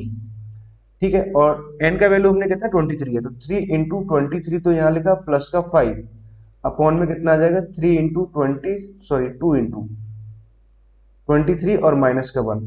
ठीक है, तो ये अपना आंसर आ गया। तो ध्यान से देखो, मैं इसको यहाँ लिख रहा हूँ, तो रेशो ये तो बन जाएगा 12 टर्म, और ये बन जाएगा सेकेंड एपी का 12 टर्म। ठीक है, तो क्या रेशो है, मल्टीप्लाई कर लेते हैं, 3 इंटू 3 यहाँ से करेंगे तो 6, 69 यहाँ से है, 69 में 5 अगर जोड़ेंगे 5 जोड़ने पे कितना आ जाएगा 74 आ गया। ठीक है, यहाँ से कितना 46 -1 करेंगे तो कितना आ जाएगा 45, ये आंसर आया। क्लियर बच्चों? आई होप आपको यहाँ तक की यह बात है, सारी बातें समझ में आ गई ना। तो ये दोनों प्रॉब्लम भी क्लियर है, कोई इशू नहीं है ना। अच्छा बच्चों, नेक्स्ट प्रॉब्लम देते हैं। आगे की प्रॉब्लम सोल्व करते हैं ना। अच्छा, इन दो प्रॉब्लम्स को बहुत ध्यान से देखिए ना, बहुत ही बढ़िया प्रॉब्लम्स हैं और बहुत ही आसान आसान से प्रॉब्लम्स है ना। मतलब प्रॉब्लम तो खैर सारी ही आसान होती है, डिपेंड करता है कि आपका लेवल कैसा है, आप उस तरह से सोच पा रहे हैं कि नहीं सोच पा रहे हैं जिससे प्रॉब्लम गिवन है। चलो बच्चों, तो इन दो प्रॉब्लम्स को और देखते हैं, और आज का ये लेक्चर नंबर 2 अपना, sorry lecture number 3 sum of N terms of AP, यहाँ पर हम फिनिश करेंगे ना। तो हमने काफी सारी प्रॉब्लम्स इस लेक्चर में कर ली है ना। ठीक है, जितनी भी सारी वैरायटी ऑफ प्रॉब्लम्स बनती हैं सभी प्रॉब्लम्स को हमने यहाँ पे टच करने की कोशिश की है, और सभी प्रॉब्लम्स को हमने यहाँ पे लिया हुआ है नाउ। अच्छा, दो प्रॉब्लम्स और देख लीजिए किस तरह का प्रॉब्लम्स है। इन एन एपी, एक एपी हमारे पास गिवन है, which of which is the first term, एक ऐसा फर्स्ट टर्म दे रखा है, if the sum of the first p terms is equal to zero दे रखा है, पहले पी टर्म्स का सम कितना दे रखा है, जीरो दे रखा है, then so that the sum of next q terms is इतना आएगा। जो नेक्स्ट क्यू टर्म्स है उनका सम हमें फाइंड आउट करना है, वो ये प्रूफ करना है ना। ठीक है, एक प्रॉब्लम तो ये दे रखा है। सिमिलरली सेकंड प्रॉब्लम भी थोड़ा सा ऐसे ही कुछ है ना। ठीक है, तो जब इसको सॉल्व करेंगे तब हम इसको चेक कर लेंगे ना। नाउ तो अभी इसको तो साइड कर देते हैं। ठीक है। अच्छा, आप समझिए ना। तो क्वेश्चन में क्या गिवन है, पहली बात तो बहुत ध्यान से समझो। क्या दे रखा है, इन एन एपी, एक एपी हमारे पास दे रखा है, एक ऐसा फर्स्ट टर्म दे रखा है। तो ठीक है, एपी का फर्स्ट टर्म आ गया, बाकी टर्म्स ऐसे आती जा रही है, टर्म्स आती गई ना। उसने क्या बोला है कि first p terms is equal to, मान लो यहां तक कि पी टर्म्स आ रही है, पी टर्म्स है, तो इन सभी पी टर्म्स का सम, सॉरी इन सभी पी टर्म्स का अगर सम की बात की जाए तो सम कितना गिवन है, जीरो गिवन है। मतलब sum of first p terms कितना आ जाएगा, s p is equal to zero आएगा। आई क्या देगा, so that sum of the next q terms. अच्छा, अब यहां से हमारे पास में नेक्स्ट क्यू टर्म्स के बारे में बात कर रहे हैं, ये क्यू टर्म्स है, इनका जो सम आएगा ना वो किसके आएगा, इसके इक्वल आएगा ना, ये हमें प्रूफ करना है। अच्छा, अब एक बात आप समझो, क्वेश्चन में क्या क्या बात हम बोल सकते हैं। एक बात तो हम ये कह सकते हैं कि sum of first p terms कितना गिवन है, जीरो गिवन है, ये तो गिवन है। ठीक है, आपको क्या निकालना है, sum of next q terms निकालना है, नेक्स्ट क्यू टर्म्स मतलब ये इसका फर्स्ट टर्म बनेगा ना। अच्छा, एक बात करें कि अब नेक्स्ट क्यू टर्म्स की अगर हम सम निकालें, ठीक है, या फिर मैं एक बात कहूं कि sum of first p plus q terms निकाल दें, एक ही बात है। हाँ, ऑब्वियस सी बात है ना भाई, इन टर्म्स का सम लेके इन सभी टर्म्स का सम तो जीरो आ रहा है, अब जीरो इसमें ऐड कर दो तो शुरुआत से अगर सम निकालेंगे इन सभी के टर्म्स से जीरो आ गया, तो जो सम यहां से आना इफेक्टिवली वही तो आएगा। ठीक है, आई होप बात समझ गए। Sum of next q terms equal to कितना आ जाएगा, sum of p plus q terms आएगा ना। ठीक है, ये मुझे फाइंड आउट करना है, तो इसका वैल्यू कितना आ जाएगा, इसका वैल्यू तो आएगा P plus q upon to, ACP का फर्स्ट टर्म तो ए दे रखा है, कॉमन डिफरेंस अपना डी मान लेते हैं अभी ना। तो ये कितना आ जाएगा, P plus q minus one into d. Actually ये अपना आंसर है ना। अब ध्यान से देखा है तो ए तो हमारे पास नॉन टर्म है, गिवन है ना, डी हमारे पास में गिवन टर्म नहीं है, तो एक काम करते हैं डी फाइंड आउट कर लेते हैं। तो डी को फाइंड आउट करने के लिए उसने एक कंडीशन गिवन है। क्या कंडीशन है, sum of first p terms कितना आ रहा है, जीरो आ रहा है, तो कितना आ जाएगा, पी बाई टू तो हमने यहां से लिखा, अब फॉर्मूला में अप्लाई कर रहे हैं ना, p minus one into d that equal to कितना आ गया, जीरो आया। अच्छा, ये वाला पार्ट तो जीरो हो जाएगा, two a plus of p minus one into d equal to कितना आ गया, जीरो आया ना। यहाँ से अगर मैं कॉमन डिफरेंस की बात करूँ तो कितना आ गया, minus two a upon P minus one, ये कॉमन डिफरेंस आया ना। मुझे क्या निकालना है, sum of next q terms, जो हम बात कर चुके हैं कि किसके बराबर आएगा, sum of p plus q terms के बराबर आएगा। तो यही हमारा आंसर है, बस इसको सिंप्लीफाई कर लेते हैं। टू ए हमने यहाँ लिखा, प्लस में हमने यहाँ लिखा P plus q minus one, तो यहाँ लिखा ना, डी का वैल्यू पुट कर देते हैं। डी का वैल्यू कितना आ रहा है, माइनस ऑफ टू ए, यहाँ से है minus of two a upon में कितना आ जाएगा, पी माइनस वन आ रहा है।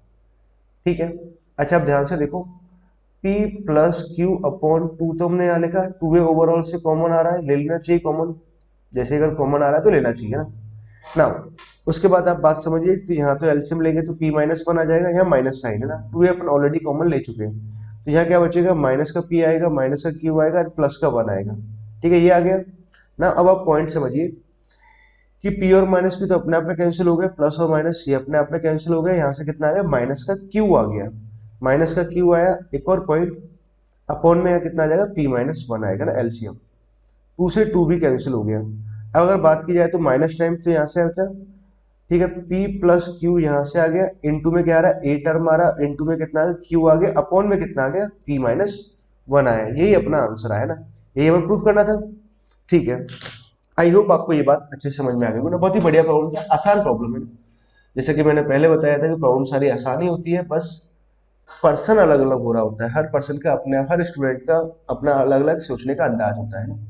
किसी स्टूडेंट के लिए वही प्रॉब्लम बहुत डिफिकल्ट लगती है, और किसी भी स्टूडेंट के लिए वही प्रॉब्लम बड़ी आसान लगती है ना। डिपेंड करता है किसने कितनी मेहनत करी है। ओके, आगे मूव करें नेक्स्ट प्रॉब्लम की तरफ। अगला प्रॉब्लम लेते हैं, ये भी बढ़िया प्रॉब्लम है ना, ये भी अच्छा प्रॉब्लम है। थोड़ा सा सेटिंग कर लेते हैं,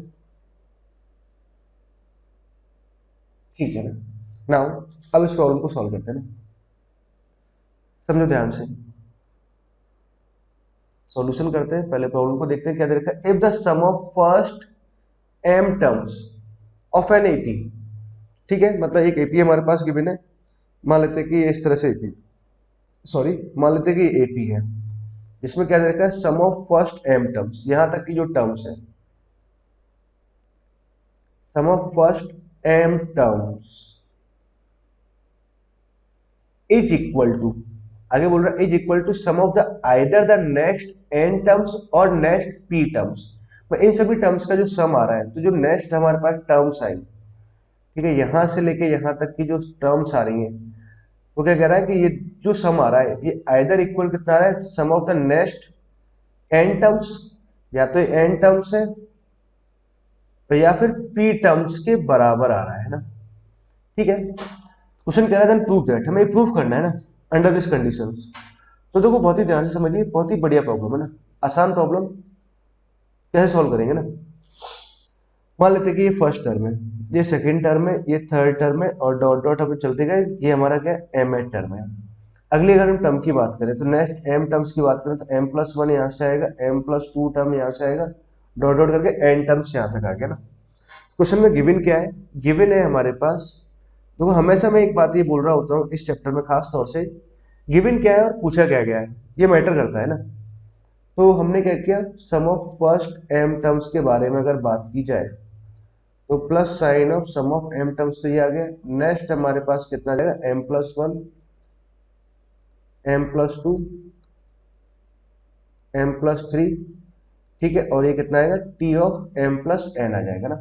sum of next n terms कैसा आ रहा है, बराबर आ रहा है। यहां तक की बात ठीक है, बिल्कुल ठीक है ना। अब देखो, अब आपको एक काम क्या करना है, अगर मान लो इस प्रॉब्लम को सिंप्लीफाई करना है, प्रूफ करना है, तो आपके पास लॉजिक अलग अलग हो सकते हैं। आपने क्या किया, इस एपी का फर्स्ट टर्म ए मान लेते हैं, कॉमन डिफरेंस डी ले लेते हैं ना, एपी है तो ठीक है। अब आप चाहें तो थोड़ा सा आप सिंप्लीफाई कर सकते हैं। जैसे अगर मान लो आप इस सीरीज का सम तो हम फटाफट लिख सकते हैं, मतलब फटाफट खटाखट ना लिखा जा सकता है। बट अगर आपको इस सीरीज का सम लिखना है, तो पहले आप यहाँ से इसका फर्स्ट टर्म ढूंढोगे, टी एम प्लस 1 क्या होगा, फर्स्ट टर्म होगा, तो आप ये वाला फॉर्मूला लगाते हुए सॉल्व कर सकते हैं। या फिर आप एक लॉजिक सोचिए, क्यों ना मैं इसमें एक काम करूं, इसमें सभी टर्म्स को जोड़ दूं, T1 plus T2 plus T3 up to हमने Tm टर्म्स को जोड़ दिया। सिमिलरली हमने क्या किया, first term, second term, third term, up to हमने m टर्म्स को यहाँ जोड़ दिया। कोई इशू, इसमें कोई इशू नहीं है। तो हम ये कह सकते हैं कि टू टाइम्स ऑफ, ये क्या लिखा हुआ, sum of first m terms is equal to, that is equal to कितना लिखा हुआ, sum of m plus n terms. ऐसा कहा जा सकता है ना भाई, पहले शुरुआत से लेकर के देखा जाता हूँ, पहले से लेकर के m प्लस n जो टर्म्स है सभी के सम ऐसे बराबर आ गए ना, टू टाइम्स ऑफ ऐसा इसके बराबर आएगा। नाउ अब समझिए बात को ना। अब एक काम कर सकते हैं, यहाँ सिंपली फॉर्मूला अप्लाई कर देते हैं, two times of S m तो कितना आ जाएगा, नंबर ऑफ टर्म्स अपॉन में 2 आ गया, ठीक है, two times of a, common difference कितना आ जाएगा, m minus, sorry number of terms m minus 1, common difference कितना है, डी मान लिया हमने ना।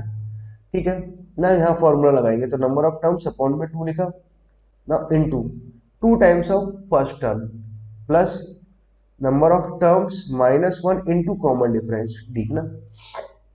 यहां तक की बात ठीक है। नाउ अच्छा, सिमिलरली हम इस बात को ऐसे भी बोल सकते हैं, एक और चीज, अच्छा अभी बताएंगे ना, ठीक है, थोड़ा सा ऊपर करते हैं। अच्छा अब एक पॉइंट समझो, इस 2 से तो ये 2 कैंसिल हो गया, कोई इशू नहीं है ना। हमें क्या करना है, ये प्रूफ करना है ना, इस तरह का term m plus n something, ये प्रूफ करना है। इसको ध्यान में रखते हुए देखो, हमें क्या चाहिए अपने आंसर में, a और d तो हमने अपनी साइड से माना है ना। अच्छा, आप एक बात ये ध्यान रखिए, पूरे मैथ्स में, कंप्लीट मैथ्स में, अगर आपको ए और डी, जैसे आप जो भी कोई वेरिएबल अपनी साइड से मानते हैं, तो हमेशा हमें करना क्या होगा, उस वेरिएबल को हटाना पड़ता है। तो आपका टास्क क्या होना चाहिए, इस वेरिएबल को हटाना पड़ेगा ना, क्योंकि ऑब्वियस सी बात है, क्वेश्चन में तो कहीं भी गिवन नहीं है। अगर क्वेश्चन में अगर वो कहीं भी गिवन नहीं है, तो इसका मतलब मुझे उसको हटाना है, और देन हम प्रॉब्लम को सॉल्व करेंगे। अपना पर्पज क्या होगा, ए और डी को रिमूव करना। चलो, थोड़ा बहुत आपको बेसिक आइडिया यहां से लगा। अब एक बात आप समझो कि 2m तो यहाँ लिखा हुआ है, ठीक बात है, इसको मैं ऐसे लिखता हूँ, 2m हमने यहाँ लिखा अपॉन में m प्लस n में इस साइड लिखा है, कोई इशू नहीं।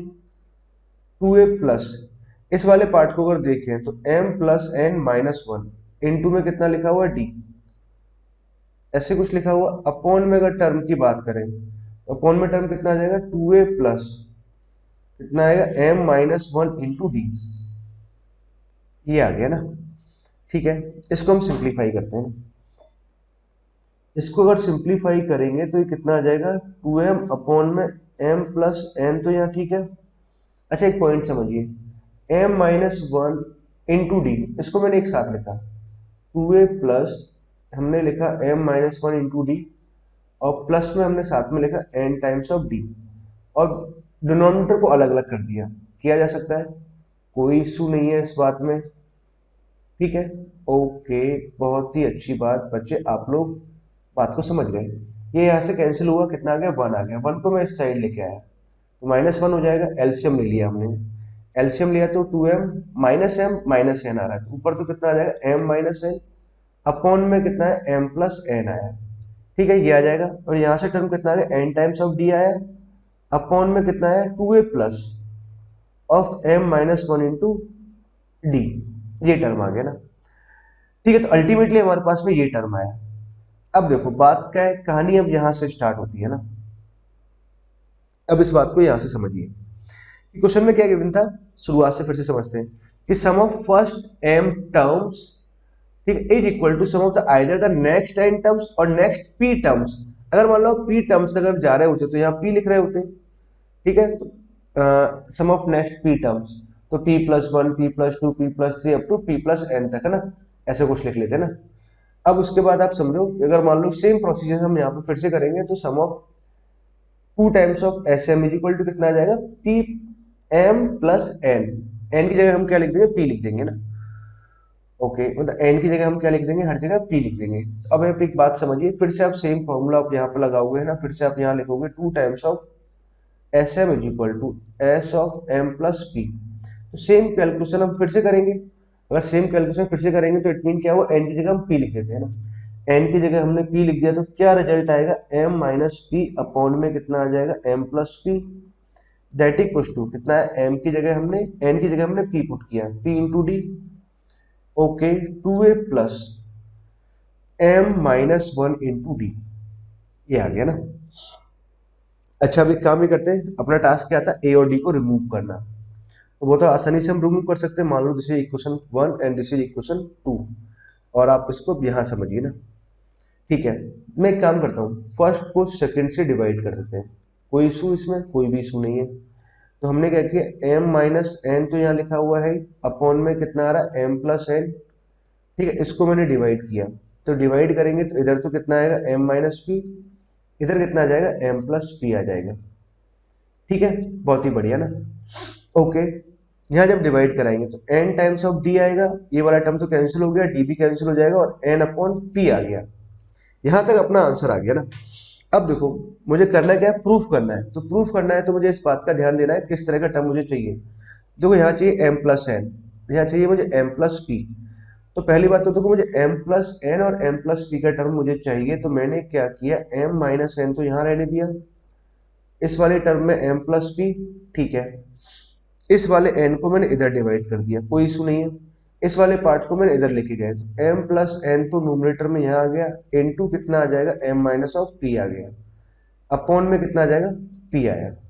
बात ठीक है, तो मुझे m प्लस एन चाहिए था अपने आंसर में, और m माइनस एन चाहिए था ना, ये वाली टर्म तो मैनेज हो गई।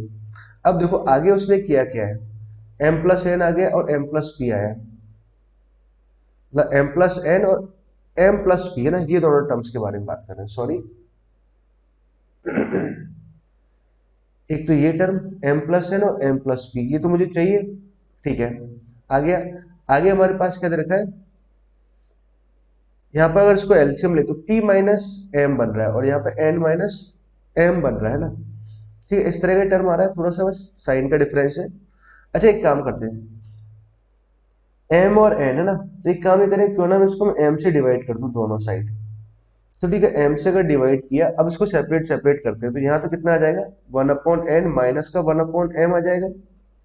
कोई इशू, कोई भी इशू नहीं है। एम प्लस पी हमने यहाँ लिखा ना, इसको अलग अलग करते हैं, तो इसको जब अलग अलग करेंगे तो यहाँ कितना आ जाएगा, इसके साथ नहीं, इसको तो एज इट इज रहने देते हैं।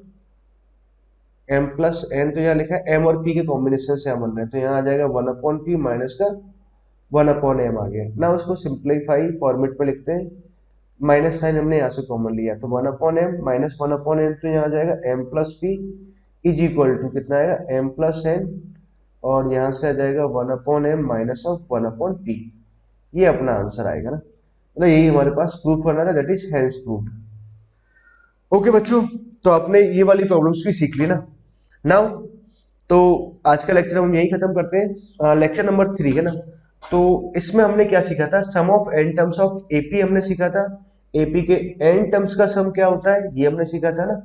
साथ में उससे रिलेटेड कुछ नोट में हमने 3 पॉइंट सीखे थे। तो बच्चों आपको ये सभी पॉइंट्स अच्छे से याद होने चाहिए ना, ठीक है। और साथ में हमने जो सभी प्रॉब्लम्स यहाँ पे अटेम्प्ट किए हैं, जो भी प्रॉब्लम्स मैंने आपको यहाँ पे सॉल्व करवाई है ना, आपको सभी प्रॉब्लम्स की अच्छे से प्रैक्टिस होनी चाहिए ना। आप प्रॉब्लम्स को बार बार सॉल्व करो, और आई एम श्योर कि अनफ है ना, इतना प्रॉब्लम सॉल्व करना ना काफ़ी है। और जैसे जैसे प्रॉब्लम आती जाएंगी और सॉल्व करते जाएंगे, कोई इशू नहीं है। हम आसानी से आप सारी प्रॉब्लम ट्राई कर सकते हैं। ओके बच्चों, थैंक यू।